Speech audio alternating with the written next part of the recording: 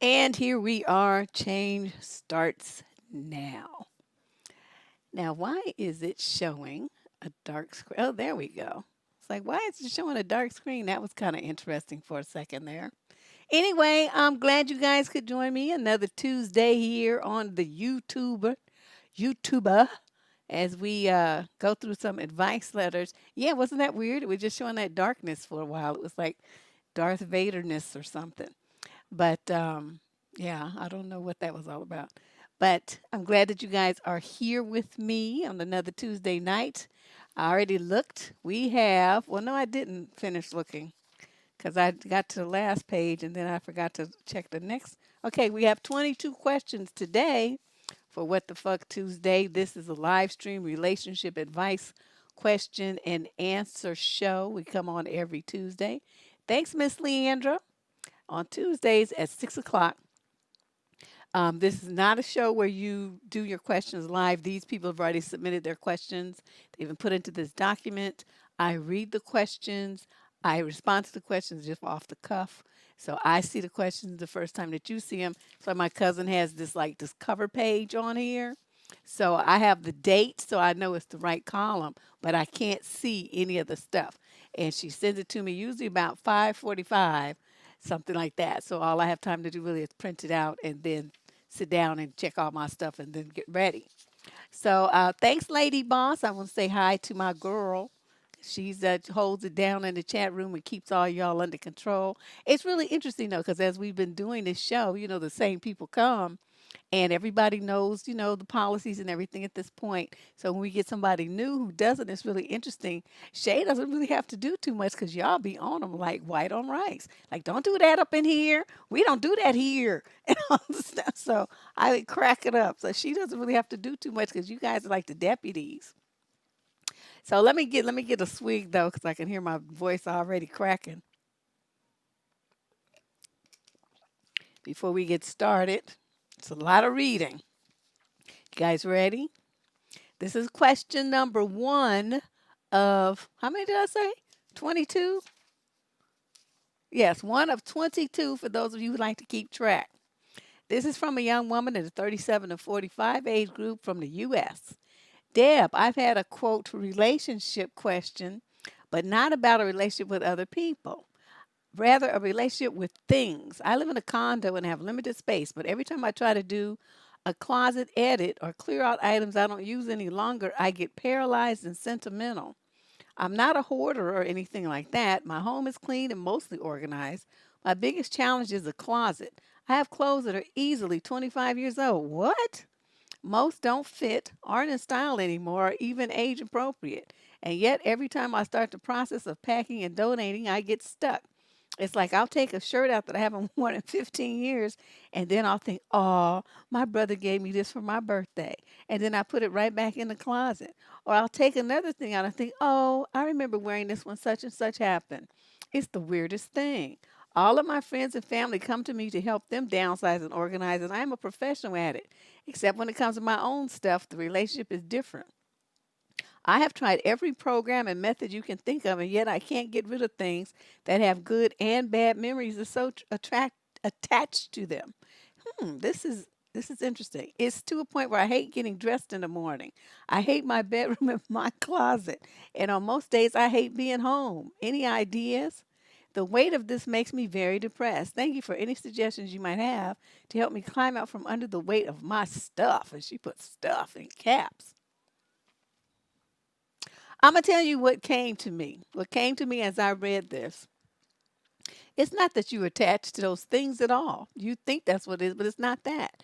You are attached to the emotions that those things bring out. You're attached to the memories, which, essentially stirs your emotions. So my suggestion is this. Do you have, I don't know if they still have these, because everything is digital these days. But I guess if you have the ability to print, pictures, or you can take the little digital card over to Walgreens or whatever, you can print out the pictures. This is my suggestion. Get you a photo album or some kind of journal that's, big enough that you can hold, put pictures in it.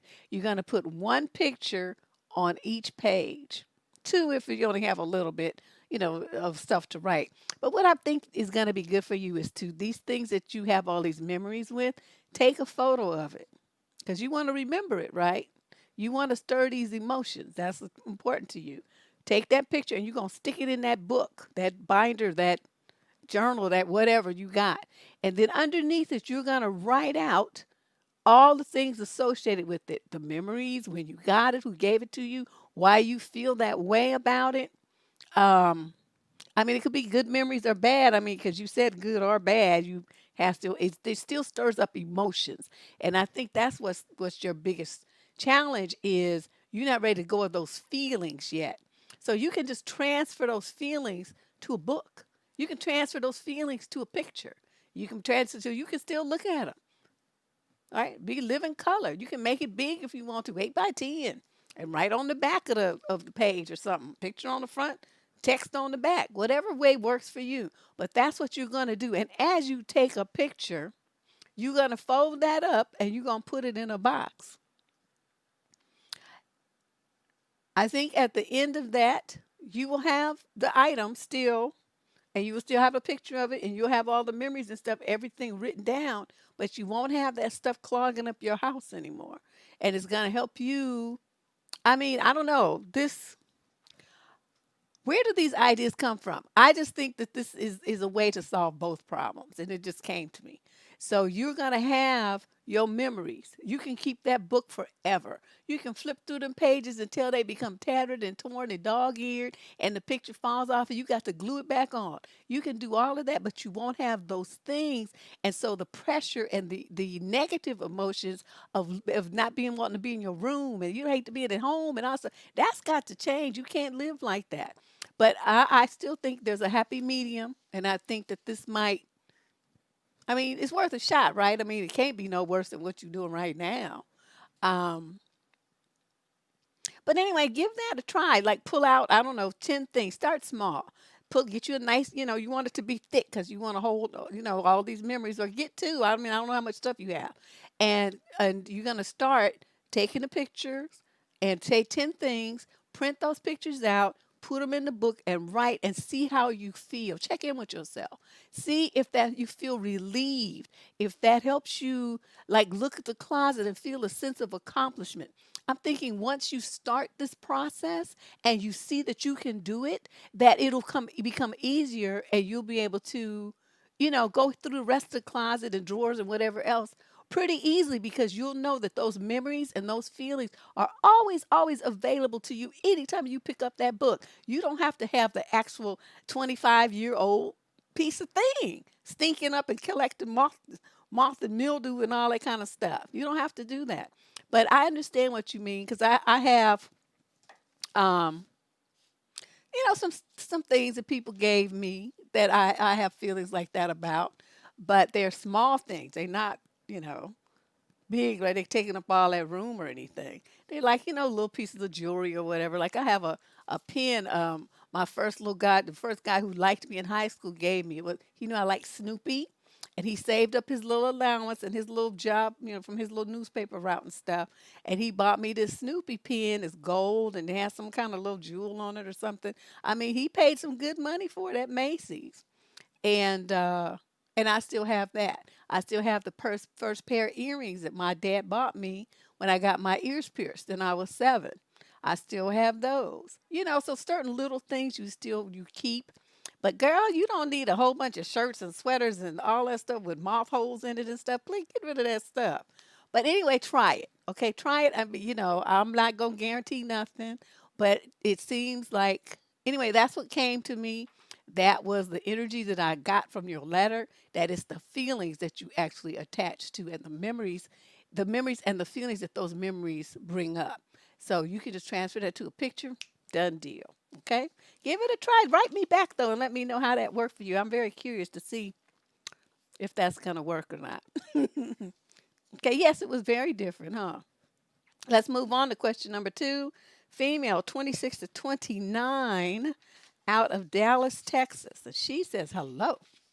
I've been seeing this man for about a month now. He took me to his favorite sushi spot near his home. The bartender knew my date by name. I jokingly asked, "Is this where he brings all his girls?"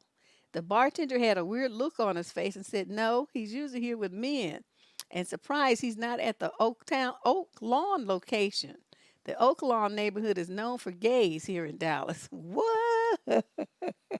Dang, the bartender. Okay. The next day I asked him if he was bi via text message. He said, no, no, no, he isn't bi or gay. Instead, the bartender was joking. The vibe I got from the bartender didn't seem like he was joking, and if he was, why not check the bartender for saying something like that? He does dress really nice, and when I look at his face, I think he's had some work done. What do you think? Could the bartender be hating? This guy is very successful. Well, I don't know what that has to do with him being bi, but whatever. Yeah, I know. Whoa, huh, Susu. Um, Let me see. If I was in that position, what would I have done? I would have been giving dude all kind of side eye. Cause my thing is this: if he's a regular and he goes to that bar, like that means that bartender is used to making a lot of money off of him, right? Cause they get tips and they get more shifts and stuff based on how much revenue they bring in. So if you got a regular who's always coming in and you gonna mess that up by busting out the woman, then I would think that wouldn't be the approach he would take. If anything, it would help dude hide it. So it would make me think that he's used to, the bartender liked him and that they probably had some flirtation going on at some point because that's why he didn't check dude. He was too flabbergasted. You see what I mean? Because you're right. A normal dude would be like, man, what the fuck you know what I mean? He would have like went crazy. And this fact is this dude didn't respond and didn't check him and didn't really deny it and didn't say anything at the time makes me highly suspicious. So, if I were you, I would kind of dip out on this situation. Yeah, bartenders and hairdressers, they be knowing, and barbers, they know all your business. There can't be nothing, it's got to be something like that. I'm trying to think of any other possibility. Yeah, but see, dude's money is involved. And when you're in a business like that, then it depends on repeat customers and big tips if you friendly to him and stuff. I can't see him saying something like that and messing up his income. Something is wrong. And that's what I'm saying. So you really, if I were you, I'd be like, peace out on this thing and just give me somebody else. He cannot be the only successful man in Dallas, Texas. Question number 3, female 36 out of New York. Hi, Deb. I need your help so badly. My boyfriend is 39 and I'm 35. We've been together for 2 years. We have a great relationship and love each other immensely. My dad is 75 and my brothers are 44 and 43, don't like him. My oldest brother in particular feels that our relationship is moving too fast. Hmm. Wait a minute. You 35 and he's almost 40 and they say it's moving too fast? Interesting. My boyfriend went to my family to tell them that he is going to propose to me and would like their blessing, but doesn't need it. He only bothered asking because it's traditional in his culture. Eldest bro told his girlfriend about the meeting for a laugh and she blew up. Eldest bro has been with his girlfriend 38 for 8 years and they bought a condo together a couple of years ago. She is pissed that my brother hasn't even attempted to seriously discuss marriage, and the fact that I'll be engaged in a quarter of the time makes her question their relationship. My brother is angry because he said that my boyfriend is ruining his relationship by rushing with me. My brother's upset because they told me his plan. He wants to surprise me, and now he has to make a new one. My dad says to keep peace, I should not accept the proposal until my brother proposes to his girlfriend. He says it looks bad if the youngest child gets engaged before either one of the older children. Really? Also, he reminded me that my mom, who died a few years ago, would not want the family to fight. It's not my fault that my brothers are 40 plus and still playing games, but I don't want a family blowout either. What should I do? Oh, the answer came to me as I was reading this. This is what you do. You sit down with stupid brother number 1, 2, 3, and your funky daddy, and you say, this is the deal. My wedding date is set for such and such a day. If you don't want to get married, me to get married before you, you have until that day to pop the question and walk down the aisle. That's what's going to happen. If you don't do it by then, since you haven't seen any reason to do it in 8 years, don't think I'm going to put my life on hold while you dilly dally and fuck around. We're not doing that.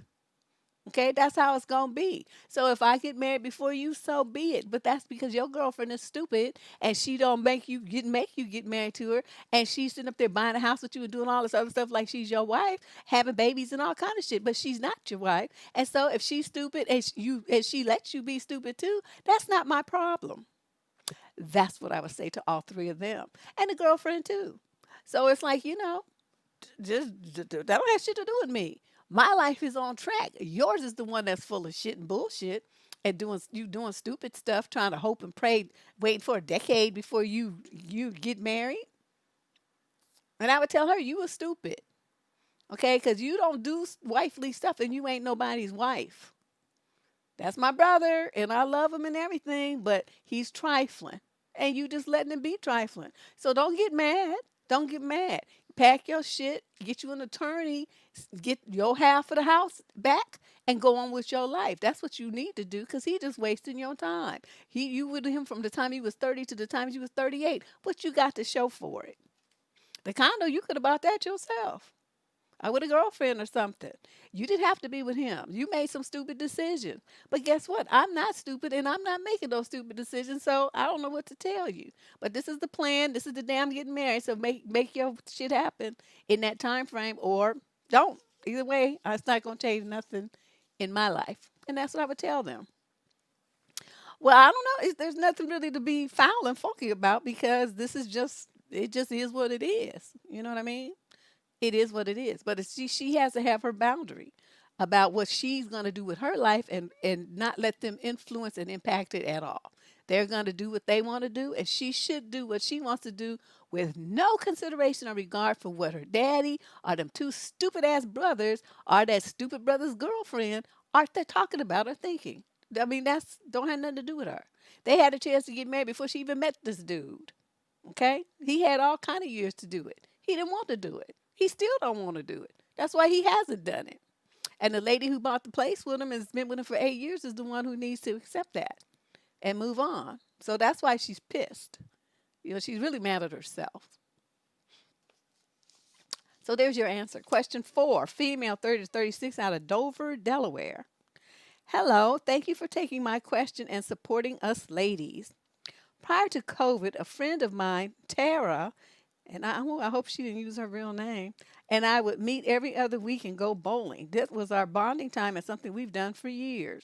But now, since the pandemic, we have a weekly standing time where we either talk on the phone or do a Zoom meeting. Oh, that's nice. I'm always on time and I make it a priority. My friend will often be 10 or 15 minutes late for any number of reasons. This happened last week and I just didn't answer when she called and instead did some projects for myself. I told a friend of mine, Jessica, about this and asked her what she thought. Jessica fussed me out and said I was being immature and throwing a tantrum. I told her that I just want my time respected. She basically said that I'm not as busy as the president and that I could make adjustments to my schedule to accommodate Tara. Jessica also said that she has a friend who is always late to their movie date, so she brings a book to read while she waits for her. What do you think? Did I handle this wrong, or do I have the right to expect Tara to be on time? What would you do? Oh, I can tell you what I would do. I would do just what you did and would have done it a long time ago. You get one time to be late. Now, see, one time is, just an accident. You start doing 2, 3, 4, 5, 6, 7, 8, 9, 10 times. That's a habit. And that means you, A, don't respect my time. It's showing me that, these meetups and stuff are really not a priority to you, that you doing all this other stuff instead. And that, our friendship obviously means more to me than it does to you. So I would do just like I advise you guys to do with men. Mirror them. If you have not seen that video, go and check it out. You mirror the energy of the person that you're involved with. But if they are Johnny on the spot and give you a lot of time, you do the same. If they half-step and bullshit, you treat them the same. You don't invest no more emotions, no more time, and no more energy than they do. So she would have got that treatment. Now, see, my son, yes, there you go. That's what I was trying to think of, sweet melody. That's my grandfather used to say that all the time. But it's like, I mean, everybody's gonna have something, traffic, you get a flat, I mean, the battery died on your car, you had to get somebody to jump it. I mean, there's gonna be things that's going to, accidents on the freeway, whatever, that are going to make you late occasionally. But that's why you have a phone. So you call your friend and you say, "Girl, I'm running late. I'm gonna be there at the house in a minute and log on and all this kind of stuff. But I can't do it right now because I'm behind the wheel. But I just want you to know I'm on my way." Okay? You as a friend would have felt so much better. She could have redeemed herself, and you guys wouldn't have had this problem with a simple, courteous phone call, even a text. Because you can text by voice. I have my phone set up like that, so I can send text in the car. But I don't think you handled it wrong at all. You have very strong boundaries and you stood up for yourself. You demanded respect. There's nothing wrong with that. The person who doesn't do that is your friend Jessica, who just gonna bend. I bet you she's that same way with men too. Just let them just show up any old time they want to, and she gonna sit there with her legs crossed reading the damn book. That's not how you handle yourself. Adults are on time. Just like you wouldn't do an employer like this. You know what? You keep showing up late and watch how quick you don't have a job. You see what I mean? You go to the doctor like this all late, they don't see you. You go to a restaurant and showing up when you want to, your reservation's canceled, and you either gonna wait in line with the people who walked in the door, or they just gonna look at you and say, "Well, we're all booked up and you can't come in here tonight." See, people have boundaries. There's rules and regulations for everything. So, in this instance, like I said, she could have resolved this with a simple phone call. She opted not to do that. That's not your fault. Okay? Now, you don't want to be bothered with her showing up 15 minutes late all the damn time. Well, that's just the way that it is. And she just going to have to take that L. Yeah, but she's like trying to use that as an excuse because she did allows people to disrespect her. That's kind of amazing. Hmm. Yeah. Well, I think you handled it entirely appropriately. Don't question yourself. You did what you were supposed to do to protect yourself and your time. Question number 5. This is a male in the 40-49 age group out of the UK. Hi, this is my first time writing to an advice column. Oh, well, congratulations. You wrote to the best one. I'm looking for impartial, anonymous advice, which I cannot get from friends, and I don't want my family to know about this issue.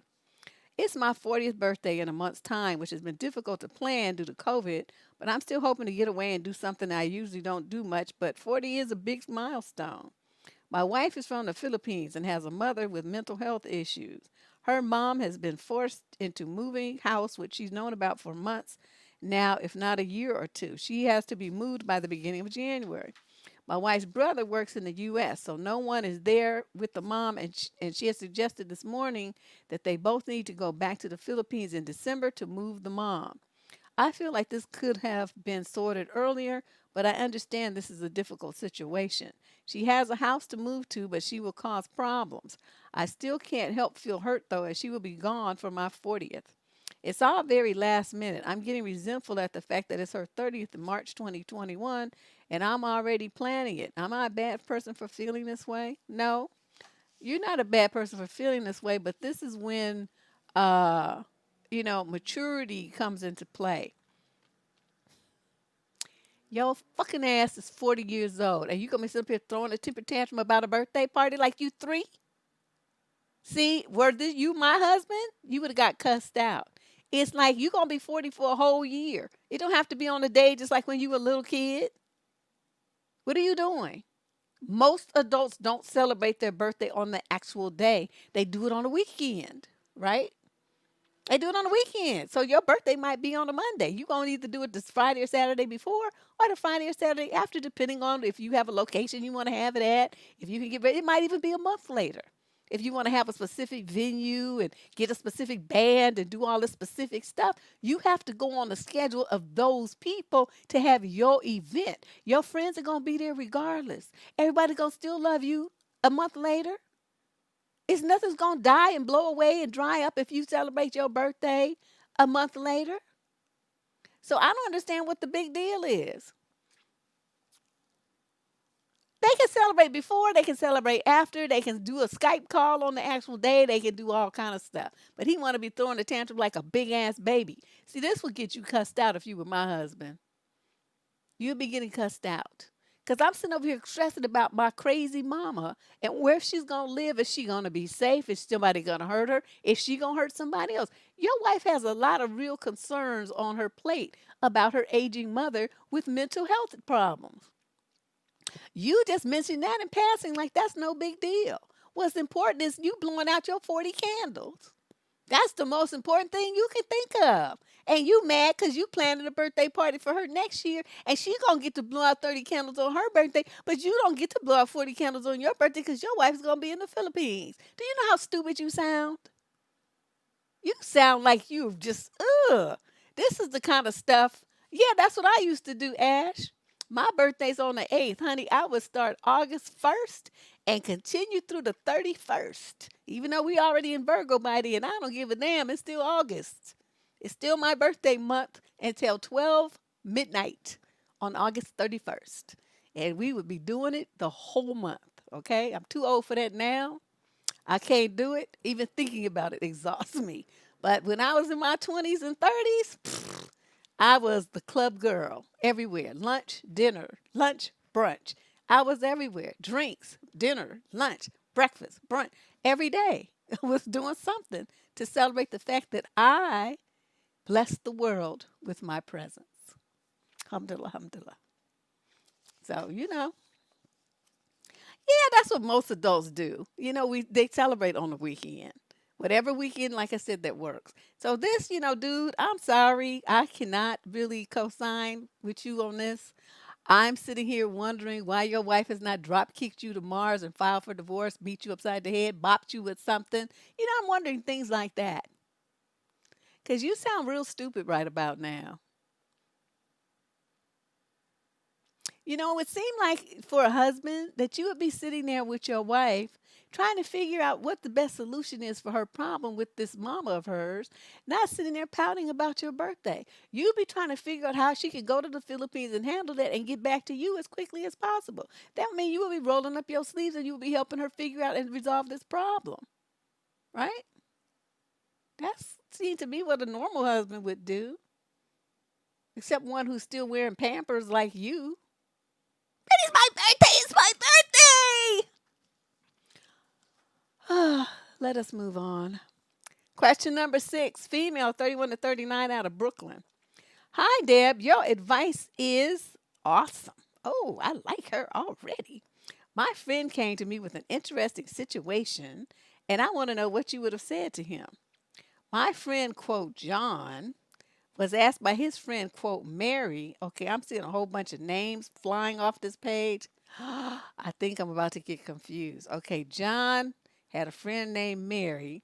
Mary wanted John to investigate the friend she's dating named Damien. So Mary, John, and Damien. So Mary and John are friends. Mary's dating Damien.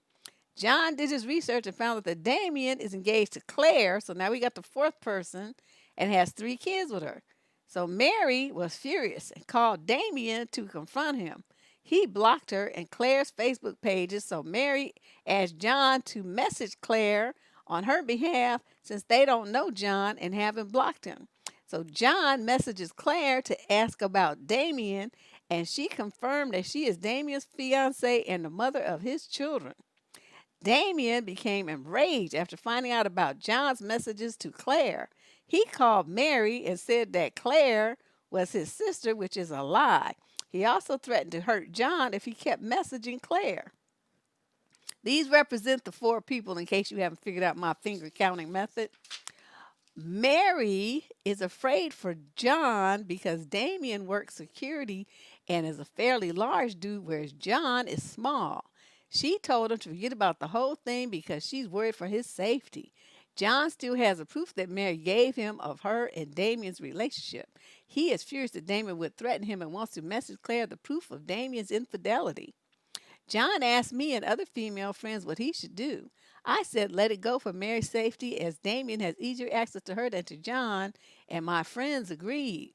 What would you tell John? I hope I gave good advice. No, that was good advice, and you left off the part about and you're acting like a little bitch. Okay, that's what you need to tell John, because John done turned into Jane. John has a pussy. John want to run and tattle some shit like a little bitch. Who does that? Men don't do that. I'm going to show you proof that your husband's cheating. What you think the woman going to do? She probably already knows, right? You got a husband that's philandering that bad. You know, she knows. She don't give a shit. Or else she's plotting her exit and she needs more time to get her money straight and get her kids straight and all of that. Or she has 3 kids and she has no intention of leaving because she needs him to support those kids. She don't give a fuck what he does. So John, your little friend John the Jane bitch, tell him to mind his own fucking business. And remember, he don't got no S on his chest with his little ass. He become a cream sauce under that big dude, trying to run his mouth and act like he's telling on something. If the woman who asked him to do it, which she shouldn't have done either, so he's supposed to tell her, no, I don't get involved in silly bitch shit. That's what he was supposed to tell uh, Mary when Mary asked him that. She's supposed to say, no, I'm not doing that simple bullshit. What is this, grade school? But instead, since he's a little bitch himself, he got himself all up in the mix because that was exciting. You know, little bitch dudes love shit like that. They love messy stuff. That probably made his month. So you have, John is a little bitch. Mary is stupid. Damien gonna kick everybody's ass, including Claire's. And Claire is just still gonna be with him whether he cheats or not because she has 3 kids by him and she ain't going nowhere. Since he only works security, he ain't making no money. So far to get a large amount of child support out of him and stuff, it's cheaper to keep him. It's better for her kids, all right? Now, that was hard to keep up with. 4 folks just messy. Question number 7. This is a male in the 31. Love lady say, ooh, child, that's what I was thinking. You took the words right out of my mouth. Male 31 to 39 out the UK. Oh my God, that was some hot mess stuff right there. I've always been a bit of a loner, and I've always been the type to only have a few trustworthy friends around me. Over the years, I either fell out with some of these friends because they let me down and disappointed me for various reasons, or just because we have less contact with each other because we spend a lot of time with family and work. Okay, well, that's not falling out. I mean, fell out means, you had like a fight, disagreement or something. It means you just kind of drifted apart. Okay, you used the wrong term there. My wife recently told me that she finds loners like myself unattractive. Wow. I replied to her that I find people that beg for friendships and that rate people based on their popularity also unattractive. Oh, did you now? I stopped talking to some of my friends because they were jealous, petty, and had massive egos. Every time I stop talking with these people, my wife always plays the devil's advocate and starts to make excuses for their behavior because she's too desperate for me to keep these friendships and not end up without any friends. This is interesting. Now I'm at the stage where I'm questioning if I still want to be with my wife because her lack of pride and shallowness is putting me off. Let me explain something to you about men and why your wife wants you to have friends. Because you're burdensome. Men who only have their wife as a friend suck the fucking life out of their wives. She's your whole source of emotional support, entertainment, conversation, getting every need you have met. Everybody, the only person you talk to, the only person you look to help you solve your problems, she's tired. That's why she wants to have you to have some damn friends. You misunderstanding her point. That's why it don't have nothing to do with her being desperate. It has her to do with wanting to take that heat off of her that you putting on her because you don't have no fucking friends. Plus, when men don't have any friends, it makes them weird. Yeah, they don't get it. They don't get it. I mean, there's an opposite extreme too. Like men who have too many friends, always somebody ripping and running out your house. They stayed, in the street. Oh my God. My dad, now they weren't really friends, but he just knew everybody. We hated to go someplace with him where we had to drive through the neighborhood. As long as we headed straight to the freeway, it was good because you can't stop on the freeway to holler at nobody. But if we had to drive through the neighborhood, he gonna stop his truck because he drove a pickup truck. He gonna stop his truck and lean out the window, nigga style. Hey, and he got to have a 5-minute, 10-minute conversation about absolutely nothing. We go another couple of blocks, the same shit. So we would get eventually where we was trying to go 30 minutes late. It never failed. I used to hate to go places with him unless we was, like I said, going on the freeway. So, there's that opposite extreme too, where your man got too many friends and you can't even, you fighting to get time with them and stuff like that. Okay, so there's that extreme. And then there's the men that don't have any friends other than their wife that just suck the juice out their wife and she's about to die because she's your only friend. So that's, sir, is what is going on here. Now, if you want to get a divorce over that, it shows you about as immature as a dude mad because he ain't gonna get to blow out 40 candles on his actual birthday. Both of y'all have the grade school mentality. Instead, I mean, I'm with you though. If they being flaky and stupid and undependable and hurtful and stuff like that, those are not friends, and you should not be with those. But the people who you drifted apart, you could have made an effort there, right? You know how to use a phone. You know how to send an email. You know how to reach out on social media. So you didn't have to let those friendships go. You just chose to do that so you could burden your wife with all your needs. All you had to do is say, hey, dude, I haven't heard. Let's get you and Charlie and Joe and I together. Go out, have a few beers, watch a game, or do something, play cards or something. I'll host at my house. You could have done something like that and caught up, rekindled those friendships. But you didn't want to do that. You want to get a divorce. You're stupid, sir. Yeah, these dudes are so fucking immature. If my husband told me some shit like that and said, I want to get a divorce because you just want me to have friends and you're desperate for me to have friends, not understanding why, not even asking why, I would say, good, let's do that. Let's do that because you making me sick. And everybody, I mean, I'm a loner myself, but I still have a couple of friends. You know what I mean? You have everybody, you don't do nothing in this world by yourself. Nothing. Okay? Yeah, these dudes are just so, just like, I just cannot. Let's move on. Question number 8. This is a female in the 21 to 26 age group out of Detroit. Hi, Deb. I have been watching your show for a long time. I really like your philosophy of taking control of your own destiny. Really, recently, I realized that my mother is very toxic and is basically everything you urge your viewers not to be. Oh. She is, quote, basic, has no boundaries and lets people run all over her, is a pick me, etc. And she insists that her way is the right way to live and tries to push that BS on me. I have always loved trying and learning new things and I plan to fully take advantage of my youth, but she finds every chance to try and make me miserable like her. A crab in a barrel, basically. I don't want to be like her, and I cannot ask her for advice on anything because she either gets very irritated with me and tells me it's not important, health insurance is not important. What? Or she gives me, quote, advice and it bites me in the ass. So I was wondering how I could go about finding healthy female role models and mentors in real life.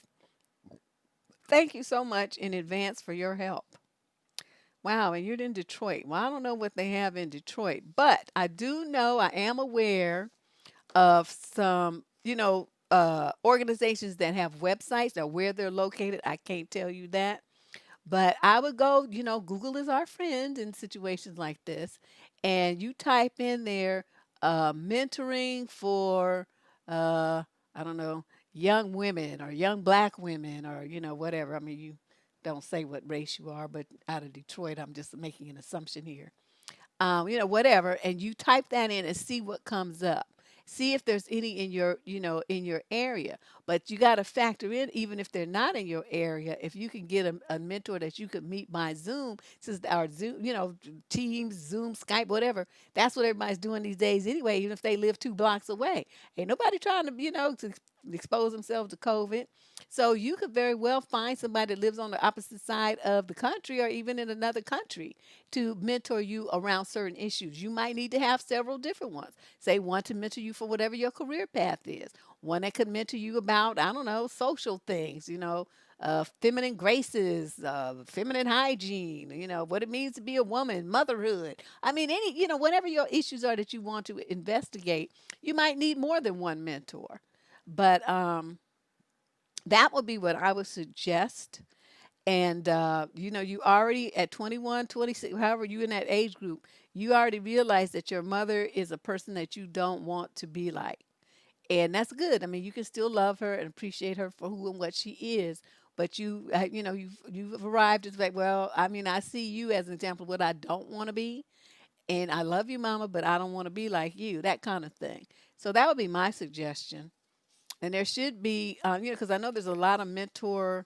There's a lot of uh, of those kind of organizations that mentor young African American women. A lot of them are for younger, like teenagers. But there's, you still young. They probably would still take you. That's what you do when you can. Well, there we go. I'm just saying, yeah, somebody to, kind of guide her and, show her the ropes, prepare her for big time maturity and adulthood. I mean, she's already a young adult, but to help get you on the path so you have a solid foundation to spring forward to it once you hit 30, and then you should be in a good place. So I think this is a really good idea, and I appreciate the fact that you are thinking ahead. You looking at your mother and you saying, wait a minute, I ain't trying to do this, and trying to plan your life to be after, to be the way that you want it to be, so you can live the life that you want to live, become the person that you want to become. And I can't do nothing but be happy about that. So good. And they had, check out some of the stuff that they're saying in the chat room. And I always advise people to do that. When I'm speaking, sometimes they live in the geographic area, or they're in that field career wise, or they're in some sorority or some kind of group that knows more about the particulars of that particular subject. So you can listen to me, but also always, for those letter writers who send in, look at what is being typed in the chat stream as well, because they very often augment what I'm saying. I'm going to give you some general ideas, but they often have, yeah, this person, this business, this website, this school, whatever, and they can give you some really solid recommendations. So do that too, okay? Question number 9. This is from a young woman in the 22 to 30 age group out of Memphis. And she says, I was with my fiance for 8 months. We were going to be married December 22nd this year. So I thought, uh-oh. Then my fiance all of a sudden said he needed space. We did have a few issues, but they were not that bad. It turns out while we were on this break, he slept with his kid's mom. Hmm. They were together for 9 years off and on. He vowed to me that he would never be with her again, that she cheated on him multiple times, that she was abusive to him and his other children. Why would he do this to me? He said it was a big mistake, that he would never do it to me again, so I took him back. A week later, he tells me over the phone that he's done with me again, that it was not the same with us anymore. Then I kept texting him why I didn't understand why he wanted to end things again. He texted me that he didn't love me anymore, that I was bugging him to stop texting him and leave him alone. Now he's just gone, and I haven't heard from him for a week. How can someone that says they love you and want to marry you lie straight to your face? I thought he really loved me. I am so hurt and heartbroken. I heard today that he went back to his kid's mom. That's why he left me. And because I was showing him too much attention and that I annoyed him. But that is so hurtful after everything she has done for him. Why would he leave me, someone that would go never cheat on him, someone that truly loved him? He used to tell me how happy and in love he was with me. I don't understand all this. I do. I will tell you, young 22 to 30-year-old female, that's his first love. Now, you might be new here, or maybe you missed that video when I talked about men and their first love. They don't never get over that. If hell froze over and he had to go and chip through ice to get to that woman who was one of Satan's minions, he would do it. And whatever woman he was with at the time would get left in the dust so fast that her head would spin. When a man has this kind of history with the woman where he going back and forth, back and forth, and back and forth to and from her, that's where his heart is. That's why he can't leave her. Y'all take note, okay? You getting with a dude and he been with 7, 6, 12 years with the same woman, back and forth, back and forth, back and forth. They don't never really finish with each other. They always in each other's life, especially if they have kids together. Anytime, any emotions that you invest in him, you're being stupid. I'm gonna just be blunt. Okay, that's just a waste of your time and energy. So you have a situation like this girl, you unfortunately didn't have anybody to, around you that was mature enough to tell you this. But you got a dude who's going back and forth to the same woman for almost a decade. There was no room for you in their relationship. You was a rebound. You were just some booty, something for him to do. And he kept you on the hook with fantasies of, telling you what you wanted to hear. But obviously, if he's got this kind of history, and telling you, well, she cheated on me. No, uh, I'm not saying she didn't, but I'm just gonna say that that raises serious doubts with me because usually the story that they tell you is flipped. Like they were the ones that was doing the cheating on her. They were the ones that was abusive to her. They were the one that was abusive to their kids. So he's gonna flip it around to make himself look innocent and her look like the guilty party when it's really the other way around. Why did they do that? It's called gaslighting. We just did a story on with video on that. But also because part of this game, they can't worm their way into your hearts really easily unless they can figure out a way for you to evoke sympathy in you. So claiming that they were a victim is the number one tool that they use. She hurt me. She cheated on me. She did this. She lied to me. She left me. She this and that to me. And so you sitting up there going, oh my God, oh my God. And then feeling all sorry for him and not really focusing on the fact, well, if just let's say she did do that, well, what was you doing? Because if a woman with a man and she's in love with him and he treating her right, she don't cheat. So what did you do, sir? Why? Why that happened? I would want to know. Inquiring minds want to know. So, and then if a dude leaves you, you never take him back. Never. He made his choice. So he just going bouncing back and forth between the two of you and you was letting him. Soon as she wanted him back, guess where he left to? So that's what I'm saying. I want to. This is a good example for those of you who don't, really understand this kind of stuff. All you need to know is his history with a woman, and if there's this lot of this back and forth, you just stay far, far away from him. Don't. I mean, he can be fun. You can hang with him. If you want to, you can sleep with him. But don't you do nothing emotionally. Don't you get attached to him at all. Do not. And you really, if you're going to have this kind of dude in your life, you should be dating other people. You definitely do not become engaged to them, move in with them, have a baby by them. None of that silly stuff. You don't do any of that. You hit it and quit it. Okay? And you be on about your business. So when he starts singing that song about, well, I'm going back to my baby mama, you say, okay, bye. What you want from me? I'm going to give you a ride. Put your stuff in that in that Ziploc bag over there, your toothbrush and your special soap and your deodorant, and let's go. Okay.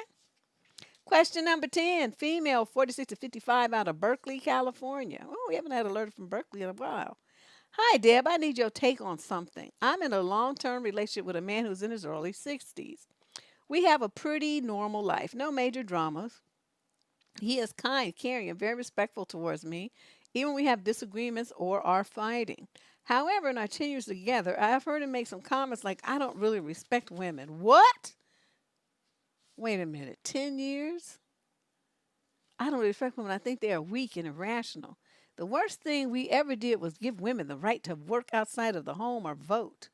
Men and women are not equal, never have been, never will be. So stop with the pink pussy marches. He said this to you? Women don't have engineering minds. Hell, they're not even good at math. So why do we all insist on pretending like they are? I'm sick of all this political correctness. Show me a woman, I'll show you drama. Appalling, right? I can't figure it out. The statements that come out of his mouth simply don't match his real life. Where is this coming from? I have an advanced degree, make over 200,000, and have always been independent and rational. I don't have any female friends because I've always worked with executive men, so my circle of friends is full of male CEOs, CFOs, lawyers, and etc. Ooh, are any of them single? You need to introduce your friend Deb. When he talks about me with other people, he is always very complimentary of my accomplishments. When I get a big bonus, make promotions or you get published in a business journal, he is the first to celebrate it, praise me, and tell me how proud he is and how lucky he feels I have chosen him as a life partner. I don't get it. And while he has always made sexist remarks in discussions between us and with others, it never bothered me because his actual practice never matches those sentiments. Recently, though, I find myself getting really agitated by those statements. I tried talking to him about it by explaining that I was confused because his actions don't match his words and asked if he could explain. He didn't have any real answers other than both are true. I do believe women are weak and irrational, but at the same time, I believe you and a handful of other women I know are the exception. I explained that those statements made him sound ignorant and old. He just laughed and said, "Well, I am old." Any ideas? Has he been faking it for 10 years? Is he really a sexist, ignorant, dusty? Absolutely. See, this would deeply disturb me. I don't know how you've put up with it. I mean, it's nice that he does these things, but see, to me, for a person to be authentic, what you say and what you do have to match. This guy is giving two different versions of himself. So it's like, that face, that half face thing, the dark and the light, black and white, and, this. Who's the real guy? See, that's the part that would make me not be able, I wouldn't be able to trust him. I wouldn't really be able to deal with him too much because I would always be doubting which was the real man here. Are you putting on an act? If you saying all these things and you really believe this kind of stuff, but I'm this magical exception, that means you're on some kind of pedestal and it's just waiting for you to fall off so he can say, yeah, I can just tell you're just like all those other women. Um, I can't really tell you what to do because, like you said, it didn't really bother you, but it's starting to now. And I think what is happening is you are arriving at where I am, where I would have been the first time he said something like that. Like, which one is the real you? Which side of you are you perpetrating the fraud on? You just trying to reel me in and saying all this stuff, but that what you really feel is all this horrible things about women. I I would not be able to deal with him. I wouldn't care what his mouth said about congratulations and all this kind of stuff. I would feel like he was just saying that to me just to keep me on the hook for whatever perks and benefits he gets from me being successful and knowing all these CEOs and CFOs and being in the social circle and whatnot. Um, even just hearing this story is making me feel uncomfortable. I don't know how you do it. I need to know who you really are. Even if it's something, bad, I mean, not necessarily, perfect and whatever, but you're honest and upfront about it. And everything matches. What you say and what you do, how you do it, where you go, all that stuff matches. It's all in sync. And he's not. Yeah, you're right. I mean, he might be jealous, but he's got enough sense to hide it. But we don't know what his story is. I don't. She didn't really say what his career path was and what he's doing. She talked about the people that she knows, and she talks about how he says he's proud of her and all this kind of stuff. But she doesn't say anything about what, uh, how he compares to her career wise and income wise and education wise and social circle wise. She didn't say anything along those lines. But I'm tired of political correctness and stop with the pink pussy marches. You see how aggressive that is? That's very aggressive wording. Women and men are never equal. They never have been. They never will be. I couldn't. I couldn't. I couldn't. I could not. You a better woman than me. So your last question, is he really a sexist, ignorant, dusty? My vote is for yes. Everybody, what is your vote? Yes or no? Type it in the chat room. This is a yes, he's an ignorant, sexist, dusty, or no, he's not. So what's your vote? Let her know your position from what we just heard and what we just discussed. Okay, they type in their responses. So when you listen to this, please go and look at the chat stream and look at what the squad has to say. Okay. Now, there's a couple of new people in here, but most of these are people who have been here for a long time. And they know how to think about this kind of stuff by now. I'm very concerned. He just does not sound genuine. I'm just highly suspicious that this guy's running some kind of game on you. I don't know. It just makes me itch. But the jury has spoken. Let's move on. Question number 11, male, 31 to 39, from Aberdeen, Scotland. Sorry if this is too daft, but I had to get it out there. I'm a single male in my early 30s and haven't really had a proper long term relationship. I've tried to meet people, but never quite hit it off with anyone.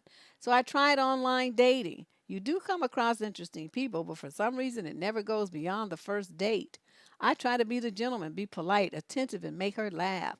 I always put myself out there, but nobody seems to like me.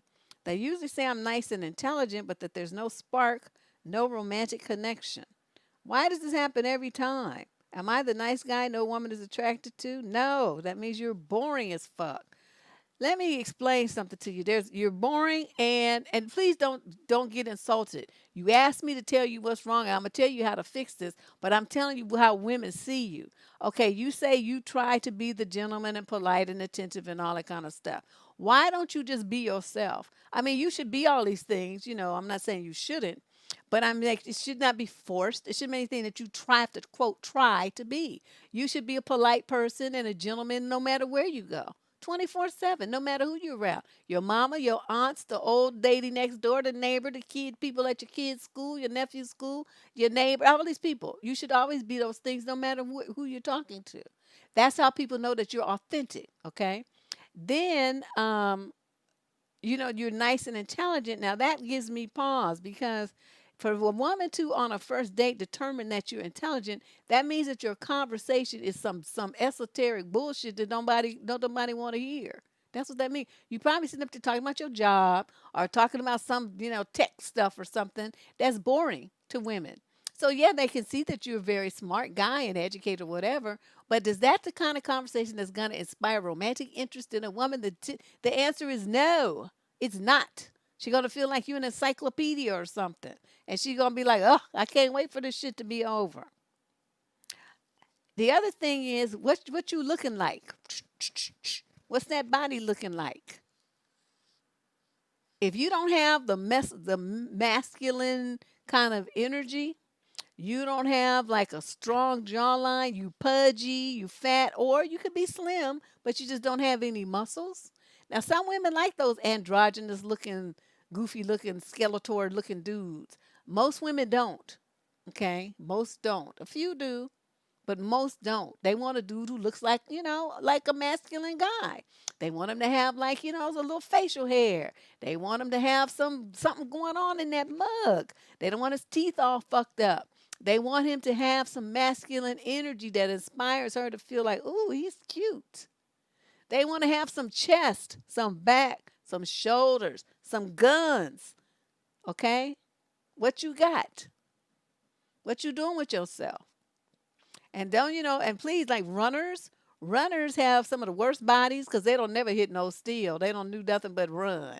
Okay, you burn up all your muscle and you don't have any muscle tissue anywhere. Hit some steel, sir. Get you some dumbbells or kettlebells or something and build some muscle. Okay, and if I don't know what your hair and all this stuff is looking like, go and get you a style consultant. Change clothes, do stuff to look different and see if that works. And if you go over your conversation and you find that you are nervously talking about your job or your weird ass hobbies, looking at bugs or something, bird watching or something that nobody gives a shit about, then you need to stop talking about that and talk about more general things or books, that you read and something that's more general, not something that's in your field. Okay? Talk about what she's interested in. Draw her out. Ask her about herself. Stuff like that. A lot of guys are just not really good at that because you're also self fucking centered. All you think about is yourselves. So that's all you want to talk about. But that's the main thing is you have to exude some masculine energy. A lot of guys these days, young guys, do not because they spend too much time sitting down on couches at desks and playing video games. You guys have very low muscle tone and high body fat and ridiculously bad posture. It's not sexy to see a man who's all bent over like this. with his neck craned out and stuff. That's not sexy. You want a man with some good posture who stands up and looks you in the eye. You want him to have some chest, some back muscles, so when he flexes, when he takes his shirt off and walks by, you be like, ooh, what your name is? That kind of stuff, you know? Oh, well, we're not even talking about that because he talking about first D, Sean Q. Look where your dirty mind done went. You know, he said first date. Okay, so it ain't all that yet. He trying to get to date two. But that's what I'm thinking because every guy who I know who does not get to date two is one or more of those issues at play. Okay, that's what I'm saying. So take your clothes off and look at yourself in the mirror. Be brutal and then start doing something about it. And then go look at that wardrobe and update that shit. And if you go on dates with jeans and shit, go and buy yourself some real clothes and look like a man. That shit gets on my nerves. It's showing that brothers be the first worst ones. Weren't going in sweat. What they call them things? Warm up suits and stuff. Athletic gear. You show up on a date with me looking like that, I'm gonna make a Yui and get right back in my car. I'm not going to with you looking like that. You got a baseball cap on your head and looking stupid like you in high school, and your ass is 45, 50 years old. No, we're not doing that. Let's move on. Question number 12, female 50 to 59 out of London. I was recently talking to my husband about our joint life insurance, and he said 3 years ago he was thinking of changing it so I only get £1. What? What? He said at the time I had really been going on at him and it crossed his mind for a few seconds, then went out of his mind. He said he would wonder what the look on my face would be like. He said I would only give our children £25 each and I would keep the rest. I was very upset and been crying over what he said, as we do not own our own home, nor do we have any savings to leave our three grown children, so relying on the life insurance. He said he would never do this and was joking that he would only leave me £1. If one of us dies, the payout is £100,000 to me or him. He said it would be up to me what I do with it so I can pay the rent for a few years to keep me going, as the children all have jobs and live away from home. I did not work at the moment, but I'm looking. He has had his prostate taken out 4 years ago, and he's always said I would be partying when he's gone. Your husband's stupid. I'd make sure our kids got £25,000 each, and I would never keep it all to myself. I'm the one who always says to buy our children little gifts when we see them, never him. And I'm not selfish in any way and not been a bad mother. I feel really hurt that he even thought I would keep it all, and now he keeps saying that he was joking, but it's caused all kinds of stress to me, and we have been arguing constantly since he came out with it. To even think that it crossed his mind when I had been his wife for 24 years, together 28, and had children with him and been here after his prostate got taken out, that he would leave me with just £1. I have no family to fall back on and no savings, and now I see I should have stood on my own more and saved up instead of relying on him all these years, so it scares me to think I could have nothing. He said he cannot change the policy as it's in both of our names, and I would have got to find out about it if he tried to change it. I told him to put it into trust for our children so he will see that they get their money, and I don't want any at all from him. It would mean we both signed a form to change it to this, and he said he will not do it as he wants me to have the money. I feel so different towards him now, and we are sleeping in separate quarters. I'm hurting so much because even though he said he would not go through with the thought that even entered his head, I just cannot forget. He said, what's wrong with having a little joke? And he just would not go through with it and thinks I'm blowing it all out of proportion, am I? Can I take life insurance out on him so I don't feel I have to depend on him anymore and his money if he does pass away before me?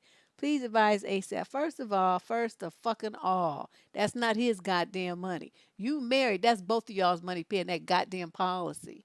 Okay? You paying just in that much in it because it's a community deal. That's half your money. He makes it, it's half of his. What you make is half of his, and what he makes is half of yours. That's how it works. Now, as far as you giving your kids some money and all this stuff, they don't need shit. They got they got jobs, and they are adults, and their spouses work, and they had their own kids. That money is for you. You the one that suffered with his fucking ass all them years. That's your money. And £100,000, that ain't shit. How much is that in American money? Could somebody figure that out right quick and put in the chat? How much is £100,000 in US dollars at today's exchange rate? I want to know what she's getting. Because that don't sound like, 100,000 American dollars, that ain't shit. My daughter's going to get $250,000. off of me, and I don't have no 3 kids.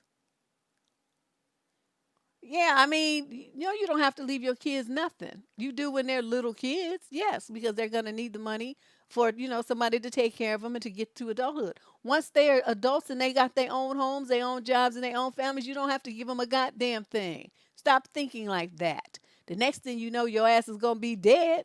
Why they be trying to get your insurance policy? How many times do I have read stories like that? I make sure my kids don't wouldn't be knowing all of that. Like my money, my child don't know how much she's gonna get. I guess she would now, but she don't really watch my show. 132,000. That ain't shit. I could spend that in a day. I mean, with California rents and stuff, that would be gone in like I don't know. Yeah, a couple of years.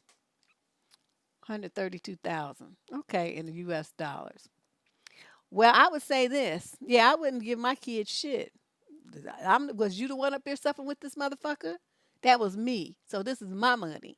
Plus, I'm the one that's old. You know what I mean? She the one that's old. She's the one who's not gonna be able to work. She's the one who's gonna be having ailments and all the stuff and have to need that money to keep her ass in a retirement home and stuff. Cause you can't count on your kids. So you get that money to them, she would be a fool. And I hope you hearing this. You better put that money in a fucking trust so you have it when you can't work no more. You think your kids are gonna be able to take care of you? They're gonna be too busy taking care of their own kids, and your son's gonna be too busy taking care of their own wives. They're not gonna have no money to give to you. So you better rethink this and stop thinking they're like fucking little babies. These are grown people. Okay? You don't worry about them. You better worry about your own ass and that old dying ass trick ass husband you got. He's trying to leave you with $1. But you know what I would have just told him is you could have tried that. But since the money that paid for that insurance policy is community property, you can't leave me shit because I will sue and I will get it all if I need to go to court. So you try that if you want to. And do you think he trying to make you see talking about I want to see your face and all this kind of stuff? That's why I would have to tell him that and crack his face and see now that I can see what your face looks like because the law is on my side. You think that you going to pull a stunt like that? I motherfucker, I will tie that insurance policy up in court until the day all them kids die, all of them, and they still wouldn't get shit.